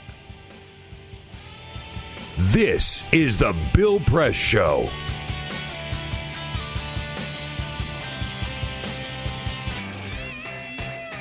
Hey, friends, let's take a little time out here for you know what. Time to remind you about our pledge drive here on Free Speech TV. And, pardon the pun, I hate to press you, but we really, really need your help. And, we're just not where we need to be so far in this pledge drive. Falling a little short every day. That can't happen. We need to pick it up here. So many of you have already made your pledge this time around. We thank you for that. For those of you who hadn't, don't put it off. Don't put it off any longer. Really, really, really need your help. Look, this is not complicated. I tell you every day. We got a real deal here to make a difference in the media. I mean, and so many of us, liberals, progressives, we've been so frustrated by the fact that the media is tilts so right wing. You look at the op-ed pages of the newspapers; they're all right wing. You look at most television, even MSNBC is not progressive all day long. It's only Free Speech TV. And, of course, talk radio is totally controlled now by the right wing. With over 2,000 stations in this country, there are only about 50 maybe at the most progressive radio stations. So the only place is one little island of sanity, and it's right here. It's Free Speech TV. You know that. That's why you tune in every day for some of the best talk radio hosts in the business. And this is the only place that we can be and be totally unfettered, uncontrolled, uninhibited, able to say whatever we want from a progressive point of view, and it's only because of you. Without you, we could not do it. So we ask you again, please recognize how important this is, how critical your support is, and make whatever pledge you can, a one-time pledge to Free Speech TV to keep this great thing going. No gift is too small. No gift is too large. Do what you can. If you help us with $60, we'll send you a little token of our gratitude, a wonderful, fun little stamp that says you can't use this to bribe politicians. Help us with $120 at one-time pledge, and we'll send you a copy of the wonderful new book by John Nichols. We've interviewed him here on the show. John Nichols from the Nation magazine, his book about money in politics and how we get rid of it. Dollarocracy, it's called. For $240, we'll send you that stamp I told you about and a copy of John Nichols' book. And for $360, make that one-time pledge. You'll get a copy of this. You'll get one of the stamps. You'll get a copy of John Nichols' book and a Free Speech TV baseball cap. And I always tell you then, if you've had a good year and you've got the resources to do it, pledge $1,000. Make that gift to Free Speech TV. Come to Washington. Carol and I will take you out to dinner, bring you in the next morning to meet the team here and enjoy the show in studio with us. However you can do it, as just as generous as you can, please. Make your pledge today. We need to get up to, again, that $1,500 level today for the Bill Press Show. 1,500 of you pledge $100, and we are there. 877-378-8669 is the telephone number. Freespeech.org is where you go online to make your pledge, make your call. Go online, but please do it today. Thank you.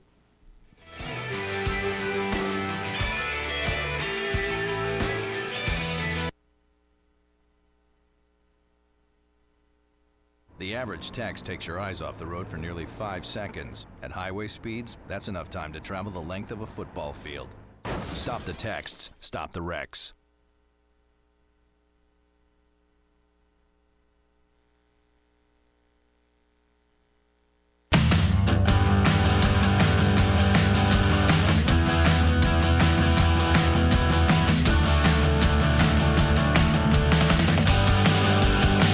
This is the Bill Press Show. 26 minutes after the hour, here we go.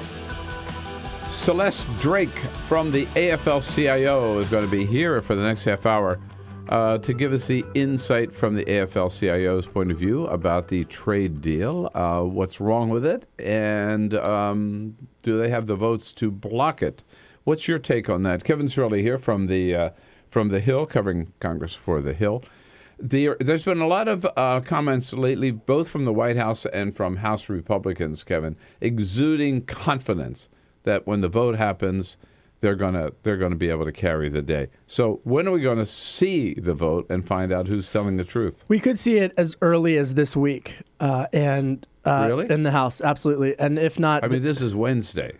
Yeah, but it was just have they scheduled a vote? Yeah, they've scheduled the paperwork for there to technically be able to be a vote either the end of Friday or Saturday. Now, I was talking with some sources yesterday. I wouldn't be surprised if it was early next week, because at this point, a couple of days could really help the administration. But this is a bipartisan pro-trade agreement. I think that the momentum is clearly on the administration side.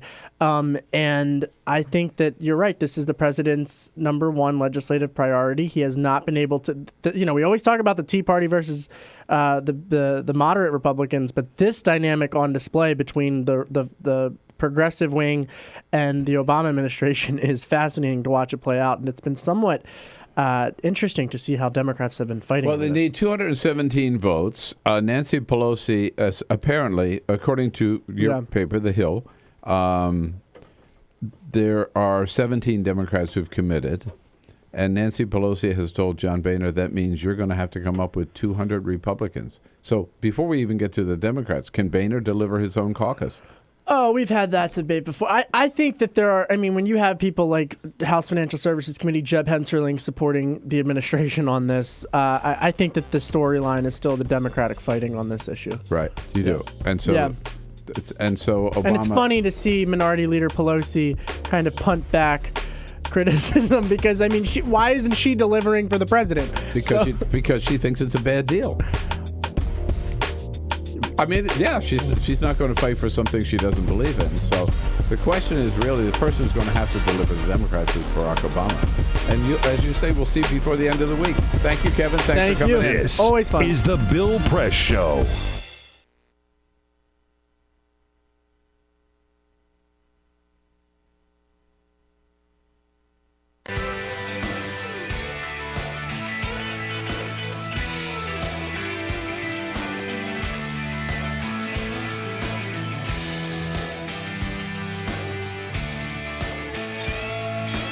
All right, folks, just a little time out. Hope you're enjoying the show today. A little time out here to tell you again and get your about Free Speech TV and get your help. And, you know, we reach out to you, all of our viewers around the country during these pledge drives, ask you to help. And we're so grateful when you do. And it's very rare, though. We get a chance to thank one of you actually in person. So we welcome to the show today and to our studio Craig Tepfer, all the way from Chelsea, Michigan, a regular Free Speech viewer and a very generous contributor to Free Speech. Craig, it's good to see you. It's good to be here, Bill. Thank you for coming in all the way from Chelsea, Michigan. I know last year we met because you were made a $1,000 pledge. You and your daughter came, Carol and I, we all went out to dinner together, had a good time. That was a lot of fun. Had a great time. Right. And it's good to see you back. So tell us again, why do you really like Free Speech TV? Free speech to me is the dream come true. It's television without commercials, plain and simple. Yeah. And you like the people and obviously in the content on Free Speech? All of the regular programs plus all of the special programs you can't find anyplace else on the television set. It's the one progressive television channel people don't realize is maybe in the country, right? 24/7, where you can always count on going there and hearing good stuff from a progressive point of view. This is true. It's 24 hours a day. All of the programs are great to watch, intellectually stimulating, and have great progressive concepts. Well, we wouldn't be here without people like you, and I want to thank you again personally. And you're back today because you want to make another pledge and challenge people to meet it, right? That's right. I would like to pledge a half of my net worth, 0.5% of my net worth, to match the Koch brothers' donation to the GOP. So I am committing $500. Great. To the Free Speech TV, and hope that your listeners can match that. I think that's a great challenge, all right? So there you go. There's $500 from Craig Tepfer today. You can match that yourself or a couple of you, 2 or 3 of you. Get together, get your family members together, and match this pledge so Craig doesn't feel alone. And we have the help we need on Free Speech to get going. And, of course, you know the way to do so, Craig, you certainly do, is give us a call at 877-378-8669. Number again, 877-378-8669. Or just go to freespeech.org, freespeech.org. And, Craig, the other thing I want to congratulate you on, you are a pioneer in solar energy. I know you have a solar-powered car right now. So you're doing so many great things. You know, I've been doing this for most of my life, wind and solar energy, and supporting environmental groups and organizations that promote solar energy. Well, so good of you to do that, and so good of you to come in. And thanks again for your help for Free Speech TV. And match Craig Tepfer's $500 grant. Thank you, Craig. It's so important. Thank you.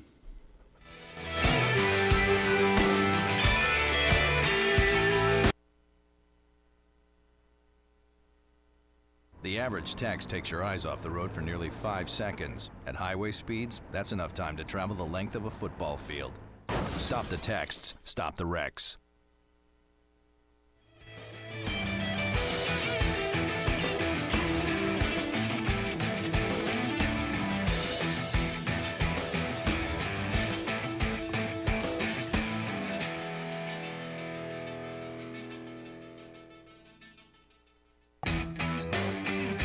Show.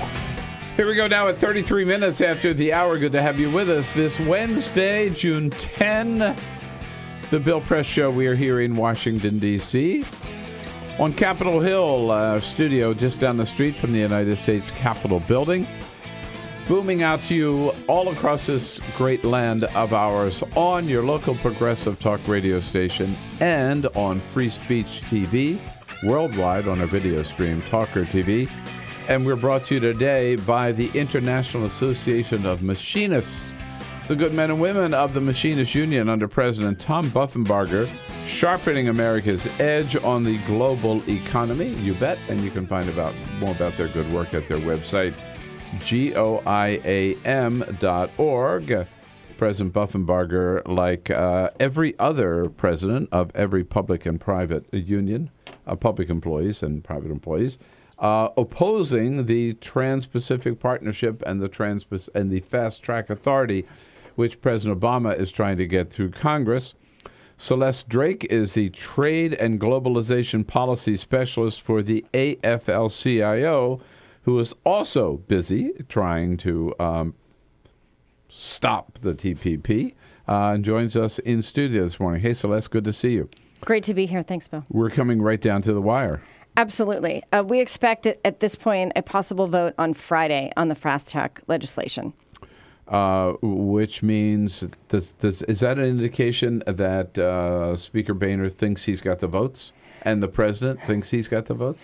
It seems like this is as good as it's going to get for them. So they're willing to roll the dice and see if they can come up with the votes. And it is going to be really close. I think it's going to be a tight vote either way. Labor has put a lot of pressure on Democrats, and what are you hearing? The vast majority of the Democrats are with us. Over 70% of the caucus has publicly announced opposition to fast-track trade policies, and a good portion of the rest we think are going to roll our way. And it's an issue on the Republican side as well. You know, people are concerned about the secrecy of fast track, the fact that the public can't really weigh in on the deals. We only get to see them when they're finished being negotiated. And the big innovation of this particular fast track bill is they call it added transparency, but all it is 60 additional days to study a trade deal that's already finished and that you cannot influence. It doesn't help. It's not democracy, and it's not participation. So let's talk about some of the problems because people get all tied up in the vote count and whether people are going to stick with the president or not. I mean, there are really substantive core issues here, which Congresswoman Rosa DeLauro has talked to us about several times here on the show, that should concern people who are interested in fair and free trade. Absolutely. One issue, before we get to the deal itself, is the fact that we really don't know what's in the deal because it's, no matter what the White House says, it still is a secret document, isn't it? Absolutely. Even the trade advisors, and there are some labor trade advisors, including President Trumka of the AFL-CIO, don't get to see the text of the deal. What we're allowed to see, those few of us who qualify as the advisors, are U.S. proposals, and then we don't see them anymore, and we can't talk about them because we've been told it's a violation of national security law. So in some cases, what we saw was a proposal for a chapter that we were shown 4 years ago. And obviously it's been developing, it's changed. New Zealand proposed something, Japan. So we have no idea what state it's in. But there are things that we do know because there have been strategic leaks by someone involved in the process. And the administration on a few points has been very clear on what it wants. And in many cases, those things that the administration is fighting for are not things that are good for working people. So to the extent that we know what's in this proposed deal, what are the problems with it? They're myriad, but let's take the top level. So I would say the number one problem in terms of jobs is that the deal does not include any provisions to prevent currency manipulation. And currency manipulation is a game that countries can play. If you strategically lower the value of your currency, you can make your exports cheaper on the world market, and you can make competing imports more expensive on the world market. This is something that China, Japan, Malaysia Singapore have a history of doing, and 3 of those 4 countries are all in the TPP. So by not including currency disciplines in the TPP, it's basically saying to other countries, here, have some American jobs. You can continue to play those games. Absolutely. Right? Okay, that's one. That's one. A second one is something called investor-to-state dispute settlement, abbreviated ISDS. This is one I've heard a lot about. And President Larry Cohen from the CWA, who was in studio, talked a little bit about this. Yeah, he studies it a lot, and he's, I think, really eloquent in trying to explain what this system is. It's got this funky name that makes people want to ignore it. But what it is, it's a separate parallel private court system that's really only available to foreign investors. And they get to make complaints that any American law, whether it's local, state, or federal, or regulation, or court decision, or administrative rule, somehow impacts their desire to make future profits. And if they can make a compelling case, I'm going to make a little bit less money because of regulation X, they can go to this private court system staffed by corporate lawyers, make the argument, and then reap benefits in the form of taxpayer money. So they get basically reparations. And there's something like this already, right? Which companies have used to basically to override national laws, not here, but in other countries. Absolutely, and it exists in NAFTA. It exists in most U.S. FTAs. So it's in the CAFTA. It's in the South Korea agreement, and the U.S. has agreements with Ecuador and other countries where it's just this. It's not a full trade agreement. It's just let's agree to have private corporate courts. And Occidental Petroleum won $2.3 billion from Ecuador in one of these cases for basically a made-up claim. Occidental and Ecuador had a contract about oil, and Occidental violated it, admitted it violated the terms, and under the contract, Ecuador had the right to just cancel the contract if Occidental violated it in that way. So Ecuador exercised its rights, and then Occidental went to one of these private tribunals and sued and got $2.3 billion. So it's being worse. So that's just a cash settlement, but it's being used to fight plain packaging tobacco laws, graphic packaging tobacco laws. It's being used to fight moratoriums on fracking. It's being used to fight moratorium on gold mining. All kinds of things that are things that working people fight for. Let's make sure we have clean water. Let's make sure we have healthy kids.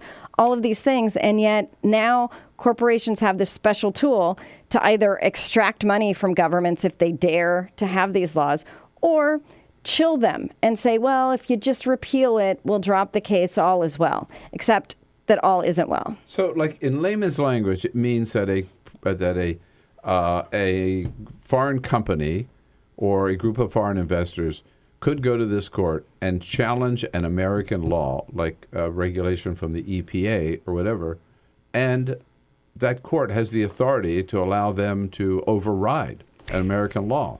Well, the law stays in place, so that so that panel can't tear it down. But they get a pass, right? Well, they get money, they get cash. And what happens is then often the government doesn't want to fork over the cash. And so they'll negotiate, and part of that will allow them to do whatever they want. Right? Exactly, or we'll repeal it or whatever. And it's been used against the United States. The United States has been challenged for California twice for environmental laws, and the U.S. happened to win. But that's not a guarantee of future wins. At the White House, whenever we raise this, the Trans-Pacific Partnership, Josh Earnest's line, I've heard him say it 100 times, is this deal contains the most the toughest environmental and labor protections of any trade deal ever. That's why we should all support it.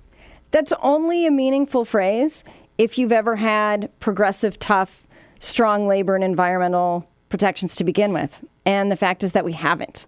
We're starting from such a low bar that bragging it's the best ever doesn't really mean anything. Right. Yeah. So the bar that they're competing against is one that was set. Is NAFTA? Well, they keep talking about NAFTA. It's funny. The administration says, why does everybody compare this to NAFTA? But they brag how TPP is better than NAFTA. And NAFTA is 20 years old, and there has been progress since then. And somehow the administration sometimes forgets that that's been going on. What they're really competing against is a standard set in 2007 by the Bush administration. And that's, again, that was sort of the best you could achieve under President George W. Bush. And everyone in the trade community expected under a Democratic administration, we were going to make great strides, meaningful strides, have meaningful improvements. And from what we know of what's in there, it's not. It's going to be largely the Bush level, which we have said, was an improvement on the past, but not good enough. And now we have evidence that we were right, that the Bush standard isn't good enough. In Peru and in Colombia, there are violations of the labor and environmental provisions, and the administration hasn't moved to enforce against them. It all may come down to a test this as early as this Friday. A vote in the House, the Senate has already approved the fast-track authority for the president. He wants it in the House. He's fighting hard to get it. Your questions and your comments, this has been a big topic for us for the last, month or 6 weeks, if not longer. Celeste Drake is here from the AFL-CIO. Your questions welcome and your comments at 866-55-PRESS. Now's the time to find out all about it. All right, friends and neighbors. Hey, thank you so much for joining us on Free Speech today. Hope you're enjoying the program. And now I want to turn to you one more time. First, to talk about our pledge drive. We're getting in the home stretch now. And first, I got to thank you. We had a great day yesterday. A very good day. Not good enough, but a really good day. But now we're still pretty far, as we go in the home stretch, pretty far from our goal. People from Free Speech told us yesterday. And the only way we're going to reach our goal by the end of the week is we need to do $1,500 a day. $1,500. That is our goal for the Bill Press Show for today. And look, really, it may sound like a lot of money. It's really not a lot of money. Think about it. Just 15 of you can help with $100. There we are. We're there. If just 30 of you can help with $50, we're there. And we meet our goal, and we help keep free speech going as great as it is. So please, those of you who haven't yet made your pledge, now's the time to do it. Today is the time to do it. And you know how to do it. Pick up the phone. Give us a call at 877-378-8669, 877-378-8669, or go to freespeech.org. Make your pledge today. Try to make it $100. Try to make it $50.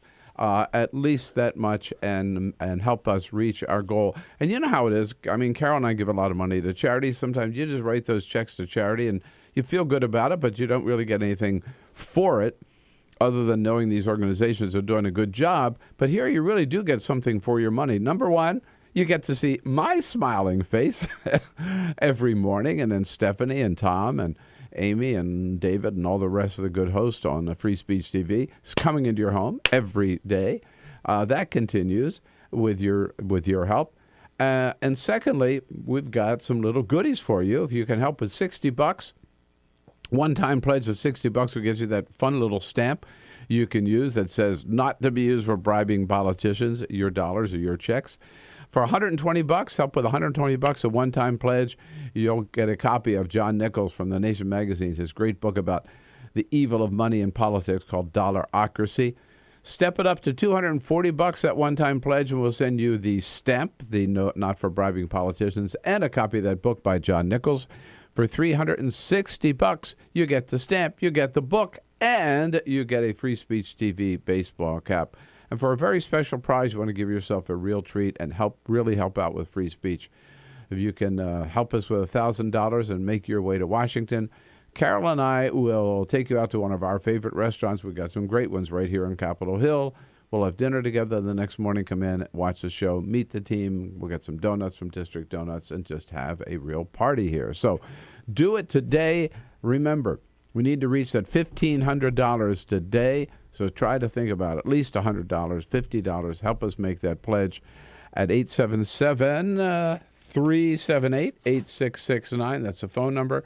And the website again, freespeech.org. Those of you who haven't made your pledge yet, now's the time to do it. On your radio, on TV, and online. This is The Bill Press Show. 12 minutes before the top of the hour, Dana Priest, investigative reporter for Washington Post, joins us at the top of the next hour. Right now we're talking trade, particularly the Trans-Pacific Partnership. Vote could come as early as this Friday in the House of Representatives. It's going to be very, very close. Celeste Drake is the Trade and Globalization Policy Specialist for the AFL-CIO here in studio with us. Let's take a quick comment from Maria, if we can, calling in from Chicago on the great WCPT out in Chicago. Hi, Maria. Hello. I'm just wondering, my question is, why can't we trust the president on TPP when he's been for labor, for raising the minimum wage, for health care? What's, quote unquote, the hidden agenda here? Why can't we trust it? Okay. All right. We got that question. The president says, trust me. I've always been for the middle class. I've always fought for the middle class. That's who I am. So trust me. I won't make a bad deal. Why not just, as Maria says, why not just trust him? I would say there's two main answers to that. One is we shouldn't have to.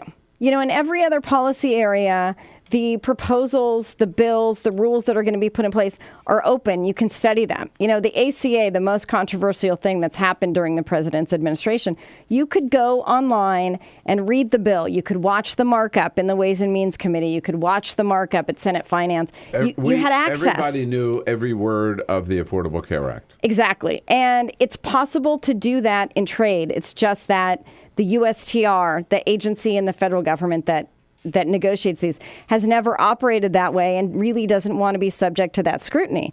But the UN negotiations on global climate are totally open. The stakeholders can go in the rooms with the negotiators, look at the text, give them advice and say, strip that out, add this in.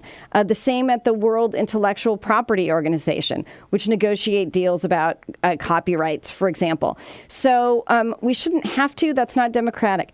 But secondly, USTR its mandate is not to protect working people or raise wages or create jobs or reduce income inequality. Its mandate is to negotiate trade deals. And it has always operated in a manner, regardless of Democratic or Republican presidents, where its real constituency is sort of the big American business community, the U.S. Chamber of Commerce, Wall Street. And we know what it has produced in the past. And what it has produced are trade deals that send jobs overseas, reduce wages for American workers, and increase corporate power. So there's a reason not to trust, because we've seen the products of USTR, and those products are not good for working people. Now, the Senate, the bill, first time around, did not pass the Senate. Then they made some adjustments and got through the Senate. Now it's in the House. If this were to pass the House, how open will be? What does it mean in terms of being able to see the product?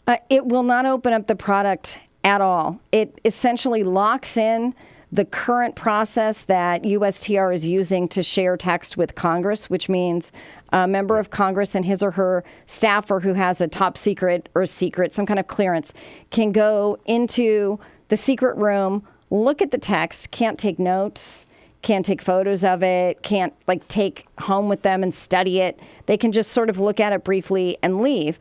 And that's not as open as a system that they've had in the past. For instance, during NAFTA, Dick Hart's trade advisor had his own copy of the developing NAFTA text that he kept in a safe at his desk. He could pull it out and study it at any time and answer questions that Representative Gebhardt might have had. Now, my understanding is, if this passes now, then I know you referenced it before, there's a 60-day period?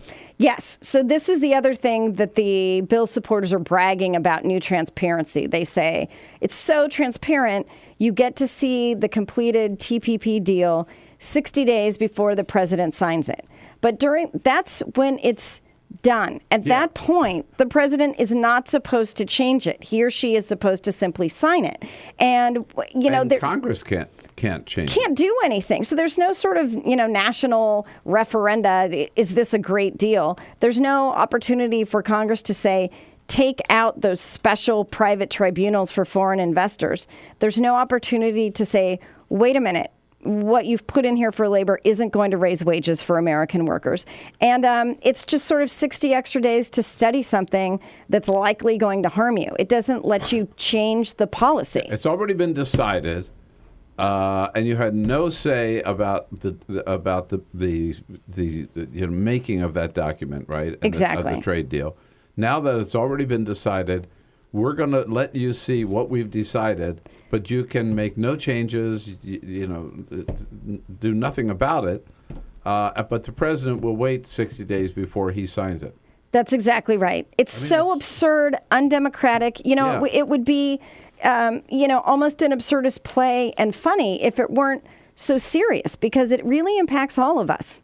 Yeah, it's not what we consider transparency or even democracy, I would add. No, not at all. All right, it's an important vote. We've been encouraging Democrats to vote no, and come up. It doesn't mean we don't have global trade. It means we have a better deal for American workers, which is possible. It is possible, and that's really our point. If Congress denies the administration fast track, it's got more leverage over the contents, and it can change the TPP and make it better. Yeah, so how they vote. Thanks for your good work on this, Celeste, and thanks for coming in this morning, too. Thanks for having me. I'll be back and tell you what's on the schedule down at the White House today. This is the Bill Press Show.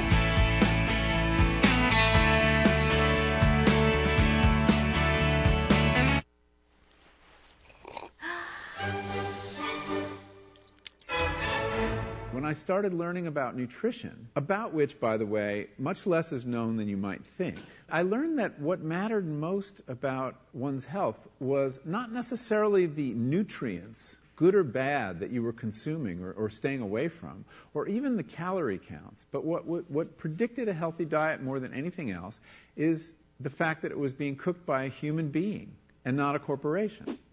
Corporations cook very differently than people do. They use vast amounts of salt, fat, and sugar, much more than you would ever use in your own cooking. And the reason they do that is those are three incredibly attractive and incredibly cheap ingredients. And when they're layered properly, as in a chip or pastries and forms of junk food, they're incredibly addictive. They really press our buttons. They activate our dopamine network, our cravings. And in fact, people in the industry, they don't talk about addiction in the food industry, even though they traffic in addiction. They talk about craveability. It's the same thing. And snackability is another term they use. It's a lovely word. And then the last point about corporate cooking that's important to understand is they cook different stuff than you do at home. What they're good at, in general, they don't cook that well, but things like chips, they cook incredibly well. And here's a classic food that if you make it yourself, if you've ever made French fries, you have to wash the potatoes, you have to peel the potatoes, you have to slice the potatoes, you have to fry them in a lot of oil, you have to spatter your entire stovetop, you have to clean up, and then you have this pot of oil you have to get rid of. I mean, it's really difficult, and it's a pain. They're wonderful, but it's a pain. And if you make them yourself, you'll only eat them every 6 weeks, 2 months, because it's too much work. But when you let corporations cook for you, it's so simple and so inexpensive, and they're really good, that you will have them twice a day, as many people in America do. So you see the kinds of foods you end up with are these labor-intensive foods and desserts. These special occasion foods become everyday foods when we let industry cook for us. Eat anything you want, just cook it yourself.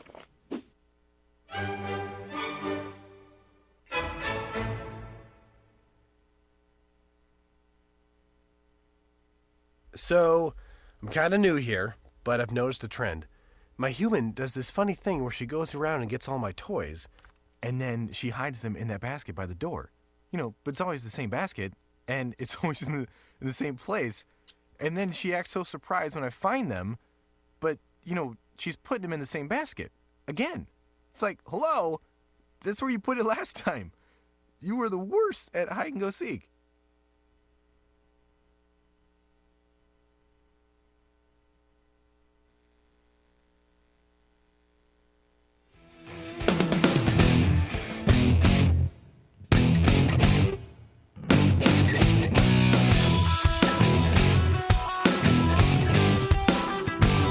This is the Bill Press Show.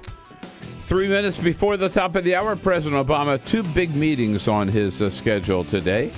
He will be having lunch with the Vice President. It's the first day that the Vice President has been back at the White House in about 10 days, of course. consumed with the death of his son, Beau Biden, and the funeral arrangements. He and the vice president will be having lunch today. Then the vice president goes back to Wilmington, Delaware. And the president late this afternoon will be meeting with Defense Secretary Ashton Carter. We have a briefing, hopefully an uninterrupted briefing in the briefing room today at 12:30 with Josh Earnest, and we'll see if today's maybe less eventful than yesterday's briefing was. This Back with is Dana the Priest Bill from the Press Watch Show. Post.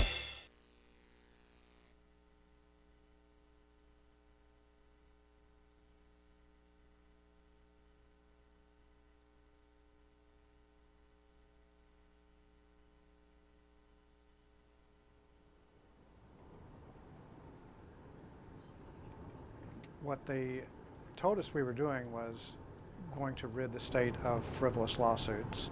So we said, okay, let's vote for this. Leading up to the 2003 effort in Texas, the insurance companies primarily, but also the medical industry, started this drumbeat.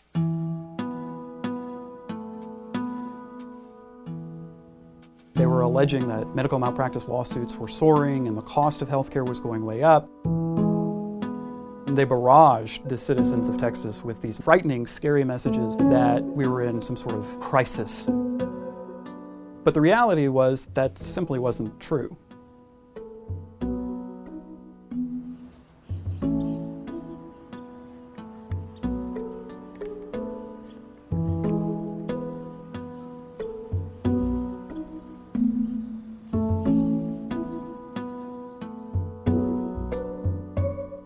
One of the things I think the public doesn't fully understand is that lawsuits are about a lot more than just seeking compensation for an individual plaintiff.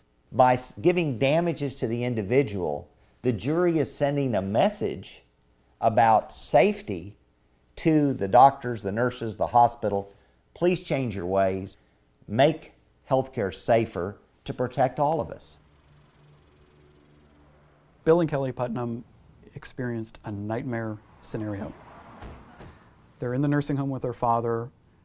The nurse administers medication improperly. As a result, he started to choke on the medication, and Kelly was forced to provide CPR on her father while staff at the nursing home did nothing.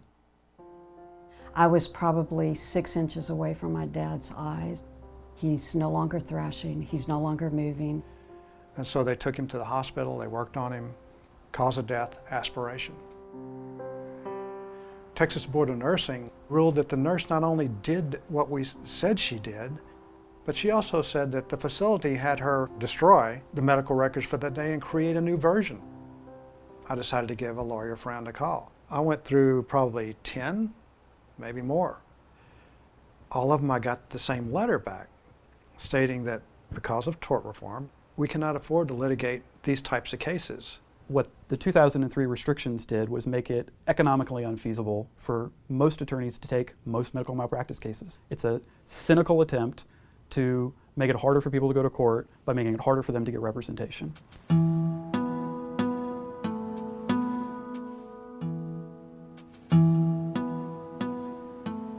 I do remember when Patricia Whitman first contacted me, because as a cardiologist, I was pretty outraged when I looked at the medical records. Patricia Whitman visited the emergency room complaining of chest pains. They look at her EKG. Doctor says, no, you've got indigestion, go home. The symptoms persist. Next day she goes in, sees a different physician. She's been having a heart attack. Anyone looking at this EKG in a patient with chest pain has to consider that that patient is having an acute heart attack until proven otherwise. All of these abnormalities were essentially ignored, and a diagnosis of acid reflux was made in Patricia Whitman's case, and that was the wrong diagnosis.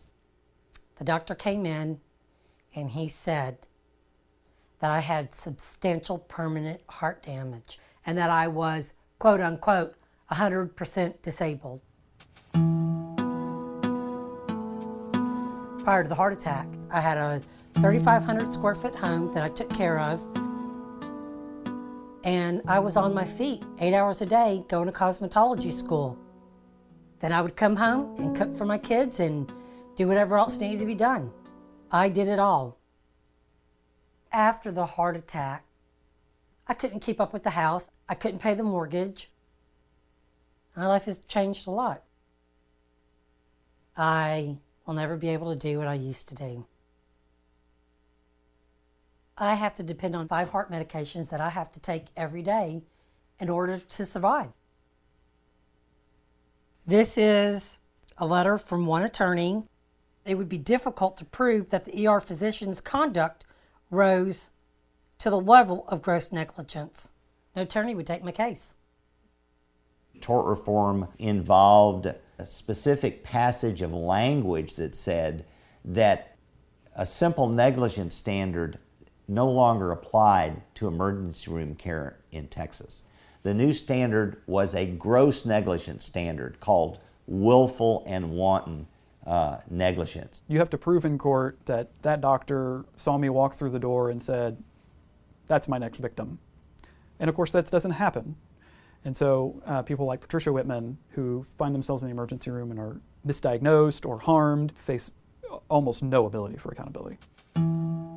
If you look back and you break down the arguments made by the insurance companies and medical industry about the cost, quality, access of healthcare in Texas, by every metric, we're worse off today than we were 10 years ago. It has made life better and easier for a small group of corporate interests at the expense of the rest of us. These corporations, they have no fear because they know that they're not going to be held responsible. It shouldn't be about money. But unfortunately, that's the only language these people speak. That's why we're out protesting.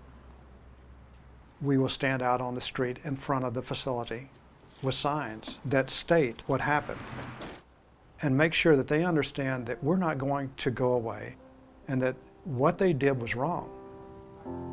We must restore meaningful accountability in this state so that another family does not go through the same nightmare that they've been through. If enough people in the public say enough is enough, then politicians have to think twice. Never going to be able to compete with the special interests in terms of campaign contributions and money. Where we have to compete with them is in boots on the ground.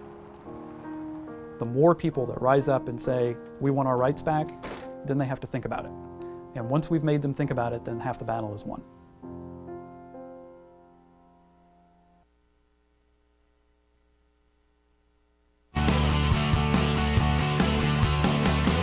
Broadcasting around the nation, on your radio, on your TV, and online. This is The Bill Press Show. Well, that police officer in Texas at the pool party has resigned. Yeah, he quit before he was fired, which he should have been. Still under investigation. He's not entirely off the hook. Hello, everybody. Wednesday, June 10. What do you say? Great to see you today. And good to be with you.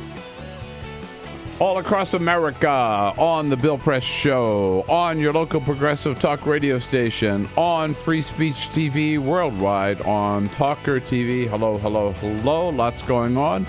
Lots to talk about. Middle of the week here. We'll keep the conversation going with your help. And don't forget, you call us at 866-55-PRESS. Let us know what you're thinking today. Give us your comments. Send us your comments on Twitter if that's easier for you, at BP Show, and on Facebook at facebook.com/BillPressShow. And yesterday was a good example of why it's important to follow us on Twitter, because right in the middle of the bomb threat, as we were escaping the briefing room and hiding out in the South Court auditorium, wanting to know what the hell was going on and why we were suddenly rushed out of the briefing room by the Secret Service down at the White House. I was tweeting away and sending photos out, and so we could all keep up with. Maybe well done, try sir. to find what's going on. Well just done. say another reason for staying on top of it. Follow at BP Show on Twitter.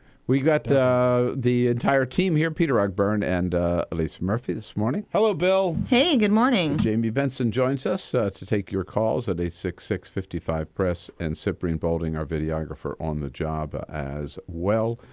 Today, we are going to be talking here at the top of the hour with Dana Priest, outstanding investigative reporter from the Washington Post. A little bit later, we'll be joined by Cecile Richards from Planned Parenthood, of course. But first, Peter, what do you got? Is the Full Court Press. Just a couple of other stories making news. Remember the words Crystal Pepsi, Bill? Crystal Pepsi, the soft drink that was introduced in 1992. It only lasted for just a couple of years because people hated it. It was Pepsi, but it was clear. It looked like Sprite, but it tasted like Pepsi. Why? Well, why not?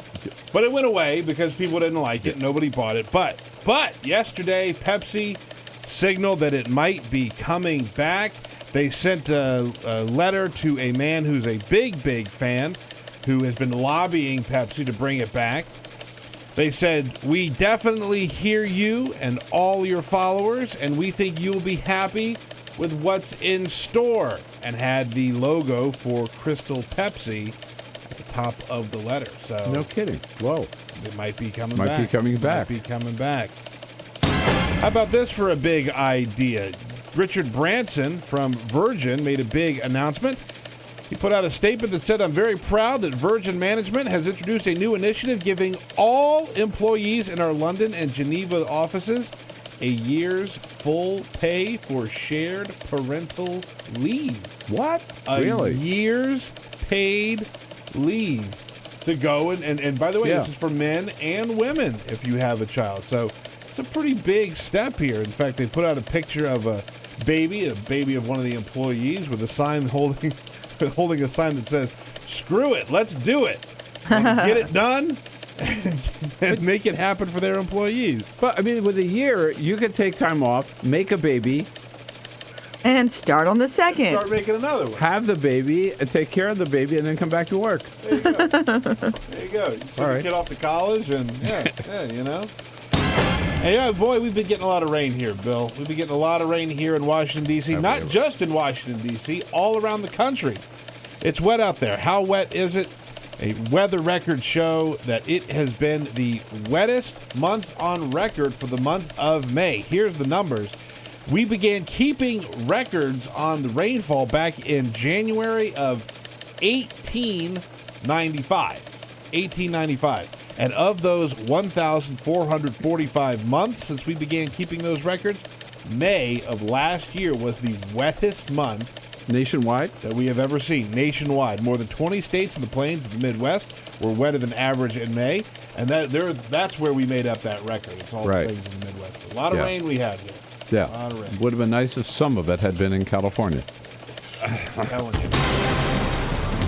11 minutes after the hour, a very troubling situation in Iran, where we're trying to strike a nuclear deal with Iran. That one of our reporters for the Washington Post is in prison in Iran, charged, and has been for several years, charged with espionage. His case highlights a case of journalists around the world imperiled by their work, and that's a particular cause for our guest this morning. Dana Priest is award-winning investigative reporter for the Washington Post, Pulitzer Prize-winning reporter for the Washington Post, now also a professor at the University of Maryland, joining us on our newsline this morning. Hey, Dana, good to talk to you again. Oh, glad to be here, Bill. Tell us about the case. Is it Rezaian? Is that how I pronounce Jason's last name? Yes, and he's a colleague at the Washington Post, as you say. He's from California. He's a dual citizen, actually, in U.S. Iran, and is married to an Iranian journalist. He's been a Post reporter there for quite a while, and he really specializes in what I would call cultural writing. Yeah. Giving you a window into how normal Iranians lead their lives. And he's been in jail for over 300 days now on espionage charges. They haven't really said much about the details, why espionage or anything like that. Typical of places who don't support a free press, the trials have been, or his proceedings have been closed so far, so we don't have much information about it. You said his case highlights a wider problem, which is so true. You know, I've been a journalist for 30 years, and until I started teaching, I really did not know that this problem had gotten so bad, which is that in the last 3 years, you've had record numbers of journalists, foreign journalists around the world, imprisoned. There are about 220 at any one time, or killed. 60 to 70 a year in the last 3 years have been killed for their work. Yeah, and a lot of them are forced into exile or having to change professions because it's become very risky, apparently. These more countries than ever before, actually than since the end of the Cold War 25 years ago, are making it difficult for reporters, making it deadly for reporters to do their work because they don't want them to do their work. They don't want them to inform their citizens about what their government is doing. And so they're taking these drastic actions. And my students at Maryland decided that they wanted to do something about it. And so to raise awareness of the issue, they first had a Indiegogo campaign, crowdfunding campaign, which raised $40,000. And with that, they've made bracelets that are, imagine the POW bracelets, but they're made of clear, transparent for press, transparency. Of course. Yep, clear, hard plastic, and they are engraved with one name of a journalist who is imprisoned overseas and the journalist's country. They're haunting bracelets, really, because you sit there, you walk around, you look at your wrist like you would if you had a watch on, and there's this person's name. It's very effective to remind people how much we take for granted the news we get and how much people are willing to put on the line to do the same thing overseas. And I guess it's a reminder to all of us in the profession about, we may bitch and complain about lack of access, right? Or somebody's late for an interview or whatever. Right. But, I mean, the problems that we face in our daily work are nothing compared to what some of our colleagues around the world face. They really aren't, and that's one of the reasons I chose to, I gave each student an imprisoned journalist to profile. For that reason, I wanted students to realize what people put on the line to do the basic reporting that we just take for granted, and it really did work. I mean, we had imprisoned journalists come into the class and talk about their treatment. We had a man from Iran who came in and talked about solitary confinement for months, and that's Jason's case, unfortunately. So there are organizations out there that are helping, that have been doing this for a while, but really we feel like we need much more support. We've gotten a lot, but much more support for what we're doing. And one of our journalists, Amar Abdul Rasul from Bahrain, actually was released about a month after our campaign started. We didn't know if it had anything to do with what we were doing, but we got a note a week ago where he thanked us and thought that it drew attention to his case. And to me, that signals the importance of this. I'll say. We might think we know something about this, but if you're sitting in a jail cell somewhere, the pressure cannot be enough. And so we're hoping that this campaign will help people realize how bad it's gotten. Now, a couple of questions. First of all, let's start. How can people help out? How can people maybe get one of these bracelets to find out more about what you're doing? If you go on our website, it was designed by a student, which is pressuncuffed.org. You have the statistics there. Yep. Mm-hmm. You have the statistics in the background, but you also you can buy a bracelet there for just $10. All the money goes to the Committee to Protect Journalists, which is one of the main press advocacy groups that help reporters get out of harm's way, either taking them into exile or whatever. But and also one of the best sources, if I could just throw in, for keeping track of the number of journalists who are either in prison or have been brutalized somehow. Right. Exactly. They put out a census every year with the names attached, so you can get a profile. And to do those profiles is no easy task, because in a lot of these places, can you imagine Saudi Arabia? They don't give out information about watching. Yeah. You said pressuncuffed.org, right? Exactly. Okay. And You can also learn about each of the journalists, and if you want to do something other than give money, that brings you to a link for each journalist that gives you the names of the campaigns overseas that are happening in their name. Sometimes it's a hashtag, and there are Twitter campaigns going on, but other times it's writing to an embassy or getting involved some other way. We need people and journalists to get involved in this. The State Department does not make it a priority. And journalists, as you know, don't really like to talk about journalism. It's sort of seen as something, we're not that story. But really, overseas, it is the story. And it has to do more with just those journalists who are getting hurt and imprisoned. It has to do with the people who have no access to information about their country. And so 1 in 7 people in the world now live in a place where the press is not free to operate independently. So they do not get the basics about their government. And you're right. The last thing that these host governments want is any publicity surrounding these journalists that they've imprisoned. You mentioned, of course, Iran. What are the other, is it possible to identify the other countries that are particularly at fault here? I mean, Russia, China, you mentioned China's Saudi the Arabia. number one jailer. They do China, let people out. Really? Yeah. Yeah, 44, at the moment, 44 people in China. 44, that's quite a lot. Eritrea, Ethiopia, Vietnam, Egypt, an ally, Burma, a country that, we applauded for going through a transition from a military ruler into civilian, but now they're cracking down on the press, and no one really is bringing that to the fore. Azerbaijan, which is a staunch U.S. ally, terrible record, especially recently, of putting people in jail. Turkey is another one that, again, a very strong supporter of the United States. Oh, wow.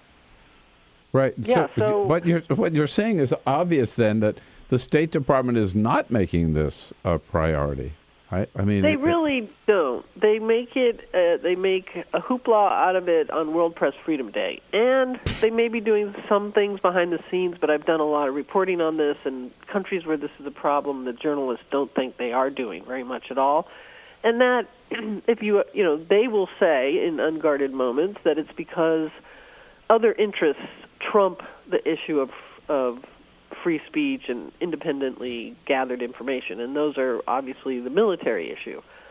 But if you're interested in long-term security in a place, you can't get it just through the military or at all through the military. It has to be through freedom of information and informing the public consensus, that sort of thing. So in my mind, transparency equals security, and these journalists are sort of the byproduct of that not happening in so many countries around the world now, including countries of the former Soviet Union that had opened up 25 years ago when the Berlin Wall fell, and now they're stepping backwards. And so a place like Hungary, which embraced democracy, they are now making it very difficult to operate an independent news organization there now. And you point out, I mean, 220, that's the latest figure that I saw as well, journalists now in prison. This is again from the Committee to Protect Journalists. In 2014, 61 journalists were killed. And we started this year, of course, with the slaughter of journalists in Paris at the offices of Charlie Hebdo magazine. So, I mean, this... One would think that in this day and age, this would be less of a problem. It's become more of a problem. That's the irony. You'd think that in an age of Google and Twitter and you and I get flooded with information, that information flow would not be an issue. But it is. It is in more countries around the world than ever. And it's not the United States or Western Europe, but it's many of our allies and some of our enemies, but many of our allies around the world.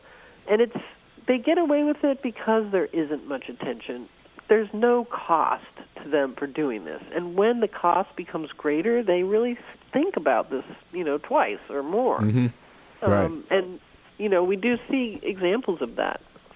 Well, Donna, I'll tell you, you've taken your great reporting one step even higher now with your professorship, with the help of your students to help bring this issue to the attention of more and more people and more governments.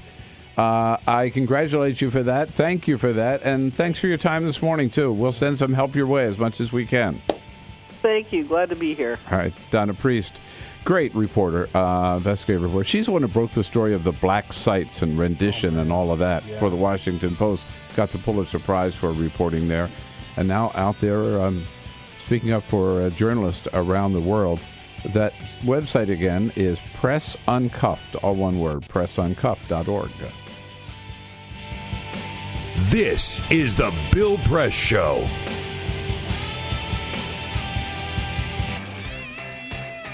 Hey, friends, let's take a little time out here for you know what. Time to remind you about our pledge drive here on Free Speech TV. And, pardon the pun, I hate to press you, but we really, really need your help. And, we're just not where we need to be so far in this pledge drive. Falling a little short every day. That can't happen. We need to pick it up here. So many of you have already made your pledge this time around. We thank you for that.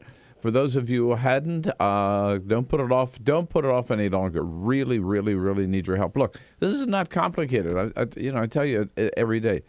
We got a real deal here to make a difference in the media. I mean, and so many of us, liberals, progressives, we've been so frustrated by the fact that the media tilts so right-wing. You look at the op-ed pages of the newspapers, they're all right-wing. You look at most television, even MSNBC is not progressive all day long. It's only Free Speech TV. And, of course, talk radio is totally controlled now by the right wing. With over 2,000 stations in this country, there are only about 50 maybe at the most progressive radio stations. So the only place is one little island of sanity, and it's right here. It's Free Speech TV. You know that. That's why you tune in every day for some of the best talk radio hosts in the business. And this is the only place that we can be and be totally unfettered, uncontrolled, uninhibited, able to say whatever we want from a progressive point of view, and it's only because of you. Without you, we could not do it. So we ask you again, please recognize how important this is, how critical your support is, and make whatever pledge you can, a one-time pledge to Free Speech TV to keep this great thing going. No gift is too small. No gift is too large. Do what you can. If you help us with $60, we'll send you a little token of our gratitude, a wonderful, fun little stamp that says you can't use this to bribe politicians. Help us with $120 at one-time pledge, and we'll send you a copy of the wonderful new book by John Nichols. We've interviewed him here on the show. John Nichols from the Nation magazine, his book about money in politics and how we get rid of it. Dollarocracy, it's called. For $240, we'll send you that stamp I told you about and a copy of John Nichols' book. And for $360, make that one-time pledge. You'll get a copy of this. You'll get one of the stamps. You'll get a copy of John Nichols' book and a Free Speech TV baseball cap. And I always tell you then, if you've had a good year and you've got the resources to do it, pledge $1,000. Make that gift to Free Speech TV. Come to Washington. Carol and I will take you out to dinner, bring you in the next morning to meet the team here and enjoy the show in studio with us. However you can do it, as just as generous as you can, please. Make your pledge today. We need to get up to, again, that $1,500 level today for the Bill Press Show. 1,500 of you pledge $100, and we are there. 877-378-8669 is the telephone number. Freespeech.org is where you go online to make your pledge, make your call, go online, but please do it today. Thank you.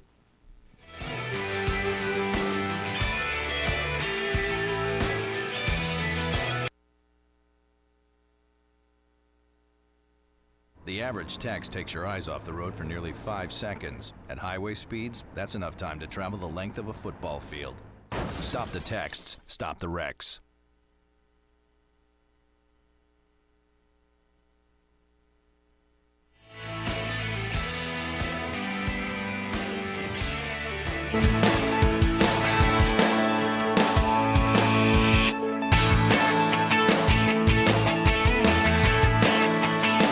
This is the Bill Press Show. All right, on Wednesday, June 10, again, several of you called, want to know for sure. It's pressuncuffed.org is how you can help the cause of journalism worldwide. Front page, New York Times this morning, court headline, court upholds Texas limits on abortions, half of clinics at risk. Cecile Richards is the president of Planned Parenthood. She joins us right here at the half hour as soon as we take a quick break.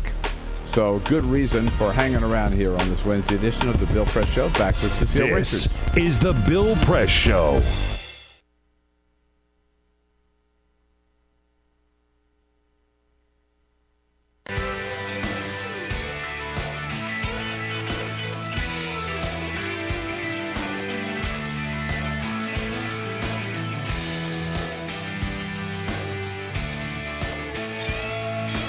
All right, folks, just a little time out. Hope you're enjoying the show today. A little time out here to tell you again and get your about Free Speech TV and get your help.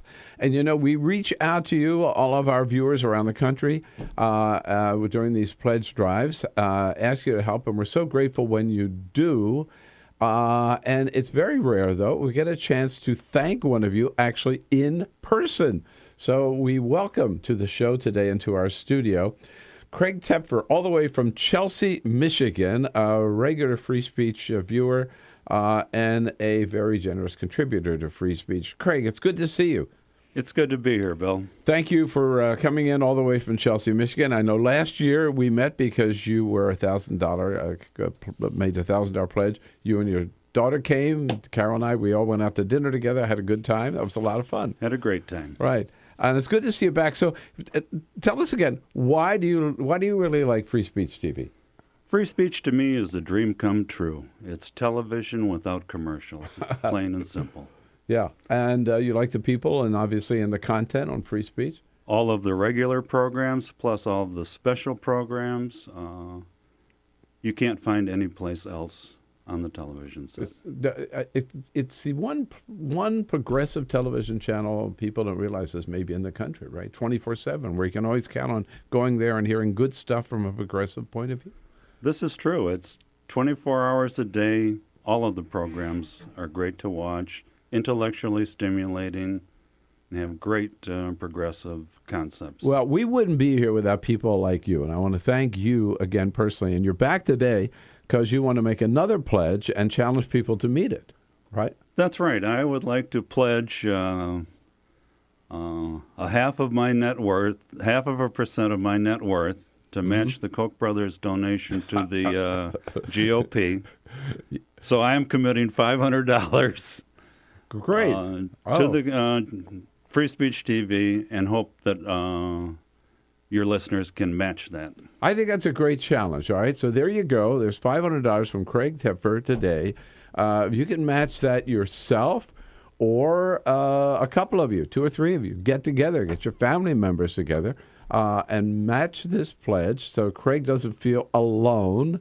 And we have the help we need on Free Speech to get going. And, of course, you know the way to do so, Craig, you certainly do, is give us a call at 877-378-8669. Number again, 877-378-8669. Or just go to freespeech.org, freespeech.org. And, Craig, the other thing I want to congratulate you on, you are a pioneer in solar energy. I know you have a solar-powered car right now. So you're doing so many great things. You know, I've been doing this for most of my life, wind and solar energy, and supporting environmental groups and organizations that promote solar energy. Well, so good of you to do that, and so good of you to come in. And thanks again for your help for Free Speech TV. And match Craig Tepfer's $500 grant. Thank you, Craig. It's so important. Thank you.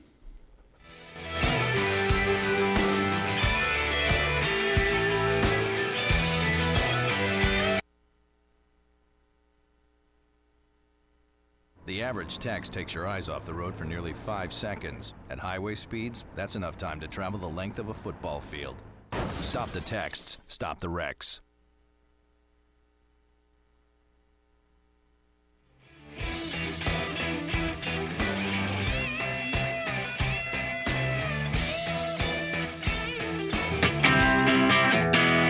The most valuable morning radio show, according to The Nation magazine. This is The Bill Press Show. 33 minutes after the hour. It is Wednesday, June 10. This is The Bill Press Show. Thank you so much for being with us today. We are coming to you live from Washington, D.C., our nation's capital, and our studio on Capitol Hill in Washington, D.C., where we are brought to you today by AFL-CIO. Yes, the good men and women of AFL-CIO, the largest public employee and healthcare workers union in the entire country. Under President Lee Saunders, they are making America happen, and you can find out more about their good work on many fronts at the state, the local, and the federal level from on their website at afsme.org, afscme.org. Front page, New York Times today. Headline, Court upholds Texas's limits on abortions. Half of the state's clinics at risk. The battle continues on many fronts to protect women's reproductive rights. Cecile Richards is the president of Planned Parenthood. Nobody a better warrior or better leader in this fight than Cecile Richards, and it's good to have you back on the program. Cecile, good morning. Good morning, Bill. Thanks for having me. What does this Texas ruling mean, and what can we do about it? Well, it's just a devastating ruling for women and women's health in the state of Texas, and I do believe this will be appealed. But in the meantime, at Planned Parenthood and health centers that we operate all across the state of Texas, we'll be taking care of women. But I think it's the real broad impact of this decision by the Fifth Circuit would be leaving fewer than 10 health centers that provide safe and legal abortion in the state of Texas. The entire state? The entire state. And as you probably know, Bill, this means for women that live in rural areas or women who live in South Texas, there's virtually no access to care anymore. And it really, I think, is a cautionary tale for states where legislators are basically playing doctor and deciding what's best for women. These kinds of bills have real life impact on women in the state of Texas and I think across the country. Right. It's hardly the only state, and this is an appeals court. You should say there's an opportunity to appeal it, but it's a federal appellate court. So is this heading back up to the Supreme Court? Is that what the intent here is? I think that's eventually what will happen. Folks are now sorting through what this means and what the decision, the full impact of the decision. But I think that this, certainly will either be appealed to the entire Fifth Circuit or to the Supreme Court. And again, I think that what we're seeing, unfortunately, is we've already seen the impact in Texas, not only of these bills that have closed down dozens of women's health centers, but other acts by the state legislature and by Governor Rick Perry, which resulted in the closure of health centers that were providing cancer screening and well women visits for women in the state of Texas. It's a dire situation for women and for women's health and for women's rights in the state. Now, this comes on the heels of a report, and it's one of the reasons we reached out to you this week, a report that was released that nationwide abortion rates are at the lowest point since 1973 in the passage of Roe v. Wade? That's correct. And that's nationwide, right? In all 50 states? That's right. And it varies, Bill, across the country, right. State by state, and it's pretty interesting to see what the trends are. But I think the important news in this report and what we see certainly at Planned Parenthood is that the two biggest factors in reducing unintended pregnancy in this country and in the need for abortion are better access to birth control, access to sex education. And it's pretty extraordinary, despite I think the political environment in a lot of these states, that we're actually making huge progress. We're now at a 40-year low for teen, almost entirely related to or attributed to access to and better use of contraception. sex education as well, I'm sure. Then, right? But That's right, and sex education is one of those interesting topics where all parents want it. Right. They desperately want their children to get information, and yet the politicians have kept good sex education out of a lot of the schools. We're finding at Planned Parenthood so many young people now come to us online where they can actually get honest, unbiased, medically accurate information about sex, about contraception use, about STDs, and the kinds of things that sometimes they can't get in their local sex education program. Now, when you look across the country, and coming back to this report from the, what is it, the Guttmacher Institute, right? Correct. Was this in red states or blue states? Blue states where there is access to health care, or red states where they've been passing all these new restrictive anti-abortion laws, or well, both? it's really interesting to see. Some people think, well, the states where they pass the most restrictions, then abortion rates would go down. But you look at a couple of states where they have passed really draconian bills and have very restrictive access. The states of Michigan and Louisiana, and in fact, those are states where abortion rates were shown to be going up. And I think it's important to recognize that you can't isolate out abortion and not separate it out from other women's health care access. We have states that have better sex education, better access to contraception, frankly, better women's health policy overall. That can be more directly linked to a reduction in unintended pregnancy and the need for abortion. So I think that, in sum, passing more restrictive laws on abortion, they do nothing to help prevent unintended pregnancy, and in fact, oftentimes have the direct opposite effect. To what extent, or is it maybe too early to judge, has Obamacare been a factor? Well, it's a huge change for women in that, and if your listeners don't know this is so important. One of the most important battles that we at Planned Parenthood fought, and a lot of other folks and many folks in Congress fought, was to get contraceptive coverage in the Affordable Care Act. Right. And so now, and as you know, we continue to continue to fight this up and down the legal system. But the important thing is now 55 million women in this country who have insurance are eligible for no-cost birth control. And we know in the first year alone that women saved $483 million more on birth control than the year before. More women are getting it. They're getting better birth control. When you take cost out of the equation, women tend to get birth control that works best for them and stay on it. And so it is a little early to be able to tell, but this is only going in the right direction in terms of birth control access. I thought it was interesting that yesterday, in talking about the Affordable Care Act, the president spoke to the Catholic Hospital Association, because we remember that this issue was a big factor, big problem, particularly with the Catholic bishops in this country. That's right. Although it's interesting. I think there's, for most people, they understand that access to birth control is something that is appreciated by folks regardless of religion, regardless of background. We've seen the numbers on the number of Catholic women, right?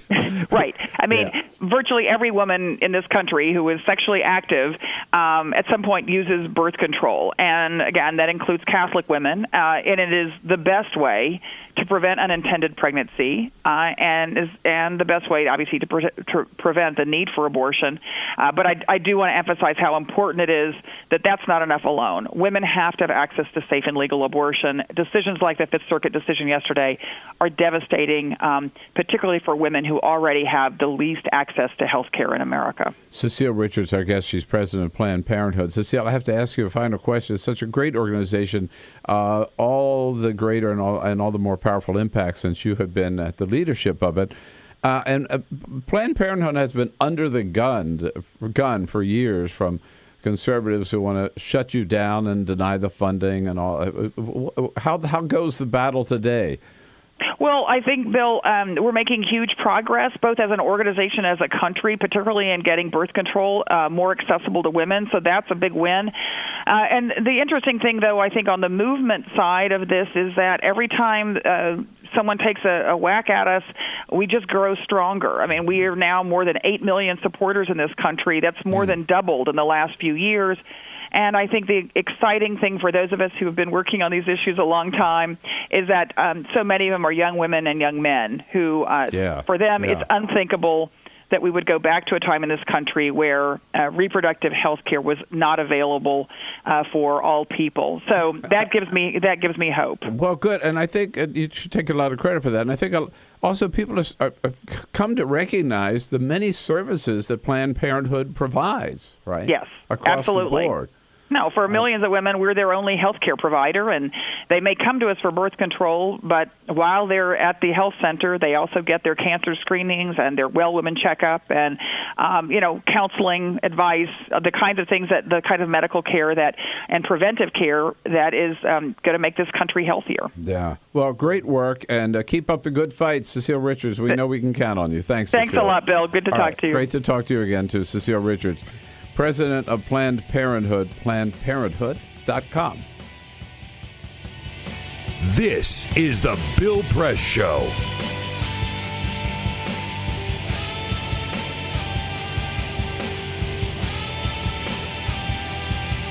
All right, friends and neighbors. Hey, thank you so much for joining us on Free Speech today. Hope you're enjoying the program. And now I want to turn to you one more time. First, to talk about our pledge drive. We're getting into the home stretch now. And first, I got to thank you. We had a great day yesterday.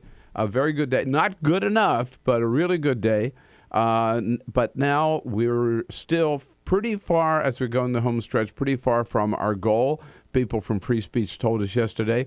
And the only way we're going to reach our goal by the end of the week is we need to do $1,500 a day. $1,500. That is our goal for the Bill Press Show for today.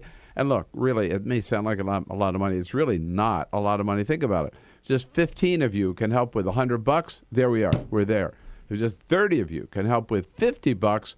We're there. And we meet our goal, and we help keep free speech going as great as it is. So please, those of you who haven't yet made your pledge, now's the time to do it. Today is the time to do it. And you know how to do it. Pick up the phone. Give us a call at 877-378-8669, 877-378-8669, or go to freespeech.org. Make your pledge today. Try to make it $100. Try to make it $50. At least that much, and help us reach our goal. And you know how it is. I mean, Carol and I give a lot of money to charity. Sometimes you just write those checks to charity, and you feel good about it, but you don't really get anything for it other than knowing these organizations are doing a good job. But here you really do get something for your money. Number one, you get to see my smiling face every morning, and then Stephanie and Tom and Amy and David and all the rest of the good hosts on the Free Speech TV is coming into your home every day. That continues with your help. And secondly, we've got some little goodies for you. If you can help with $60, one-time pledge of $60 will get you that fun little stamp you can use that says not to be used for bribing politicians, your dollars or your checks. For $120, help with $120, a one-time pledge, you'll get a copy of John Nichols from The Nation magazine, his great book about the evil of money in politics called Dollarocracy. Step it up to $240, that one-time pledge, and we'll send you the stamp, the Not for Bribing Politicians, and a copy of that book by John Nichols. For $360, you get the stamp, you get the book, and you get a Free Speech TV baseball cap. And for a very special prize, you want to give yourself a real treat and really help out with free speech. If you can help us with $1,000 and make your way to Washington, Carol and I will take you out to one of our favorite restaurants. We've got some great ones right here on Capitol Hill. We'll have dinner together the next morning, come in, watch the show, meet the team. We'll get some donuts from District Donuts and just have a real party here. So do it today. Remember, we need to reach that $1,500 today. So try to think about at least $100, $50. Help us make that pledge at 877-378-8669. That's the phone number. And the website again, freespeech.org. Those of you who haven't made your pledge yet, now's the time to do it.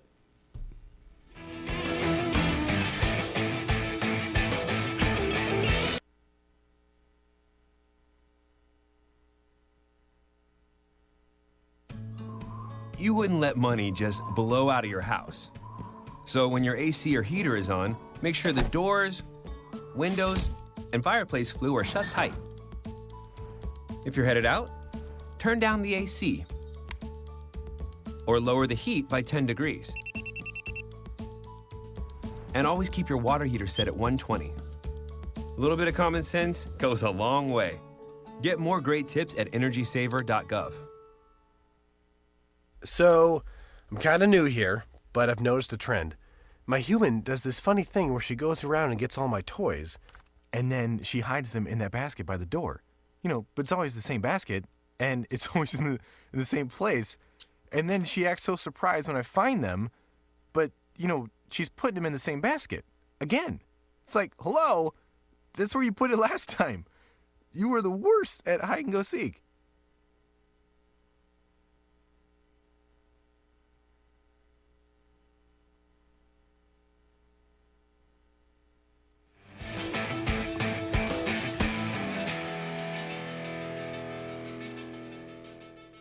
Top of the hour, just finishing up with a few items on the 2016 front. Chris Christie, he wants somebody to beg him to run. Yeah, right. All these other people out there. He keeps going around and forgetting about his problems, budgetary problems in New Jersey, forgetting about the fact that his poll numbers in New Jersey are sinking, and forgetting about the fact that the bridge still follows him around. He told members, people at an event up at St. Anselm's College in New Hampshire yesterday that his family wants him to run. All right, so there it is. His family is begging him, Daddy, you got to run for president. I mean, they might be the only Republicans begging him to run for president. Sort of reminds me of Rick Santorum yesterday, who showed up at a diner, a big event. Have lunch with Rick Santorum, come to whatever diner at noon yesterday, and 4 people showed up. At first, there was just 1, and then they went out and rounded up 3 more. Sad. So big numbers. He's got 3 people that want him to run, and Chris Christie has 3 people that want him to run. That in itself does not make a presidential campaign. Right. Marco Rubio is getting a lot of attention, not where he deserves it, where he wants it, rather. He's getting it from the New York Times, who has run a couple of articles lately. One, I think it was yesterday, the day before, about how many speeding tickets Marco Rubio and his wife have totaled up. They got a heavy foot. Yeah, they do the two have a of heavy them. foot. Mm-hmm. That's a good way to put it. Yeah, right. And this morning's front page of the New York Times article about Marco Rubio is that he is, according to the headline, bedeviled by financial struggles. And New York Times pointing out that the guy didn't have 2 nickels together to rub together and get a dime until recently. He had always been overloaded with mortgage and student debt and kids' education and all of that. And then he got an $800,000 advance to write his book. I forget the name of it now. It's a little memoir. Cuban Boy Makes Good.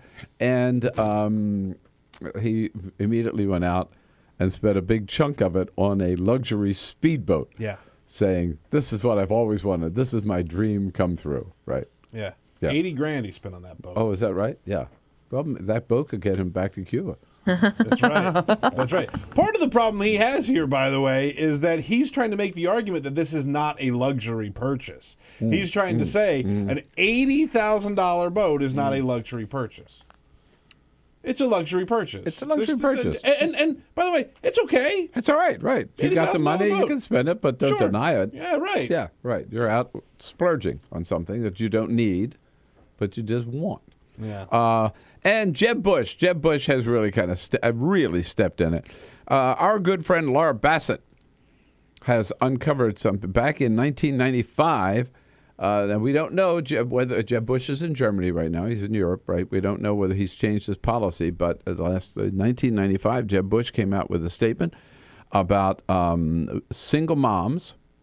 And he says the answer is they should be publicly shamed. This is what I read you, what he wrote in 1995. It's in his book, Profiles in Character. He says, quote, "One of the reasons more young women are giving birth out of wedlock and more young men are walking away from their paternal obligations is that there is no longer a stigma attached to this behavior. Many of these young women look around and see their friends engaged in the same irresponsible conduct. Their parents and neighbors have become ineffective at attaching some sense of ridicule to this behavior. There was a time when neighbors and communities would frown on out-of-wedlock births, and public condemnation was enough of a stimulus for one to be careful." Man. So Jeb Bush says we shame these women who are having, single women who are having babies. Was that for a compassionate conservative? I'd like to ask him a couple of the women in the Washington White House press corps who have decided, unmarried, that they want to have a child, and they have a child, and they're taking great care of those children. That's right. Yeah. Maybe Jeb Bush is saying that here's an idea. Maybe they should wear the letter A on their clothing. That's right. It is very, That's a modern idea. Very scarlet letterish, isn't it? It is very scarlet letterish, yeah. Jeb Bush back in 1995. We'll see what he says about that today. And when we come back, my parting shot on events at the White House yesterday. This is the Bill Press Show.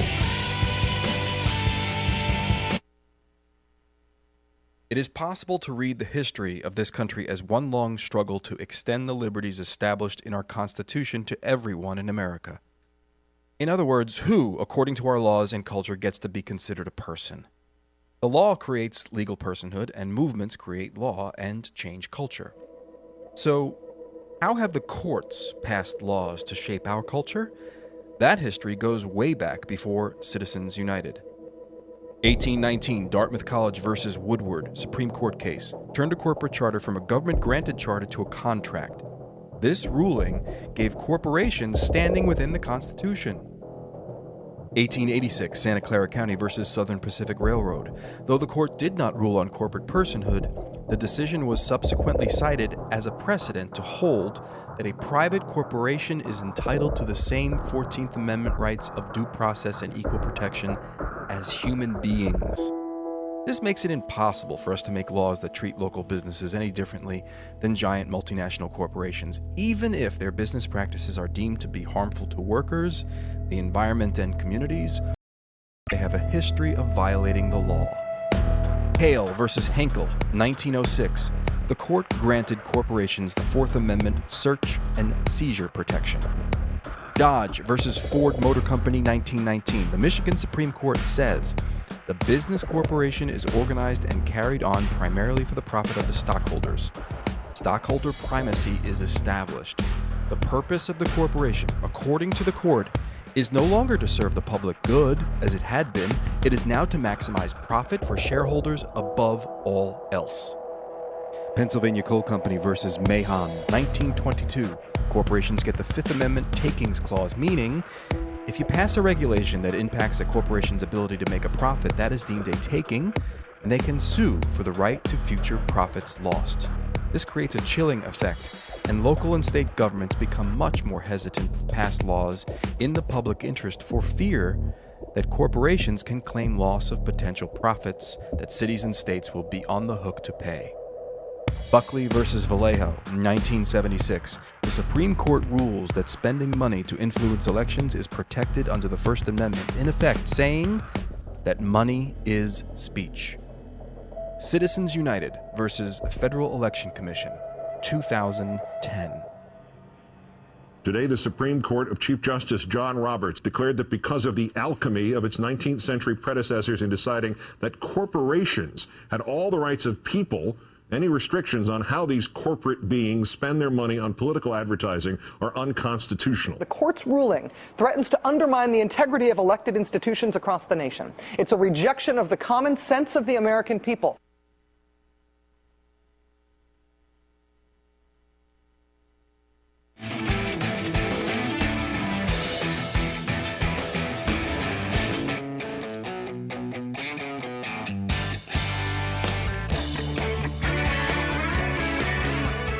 The Parting Shot with Bill Press.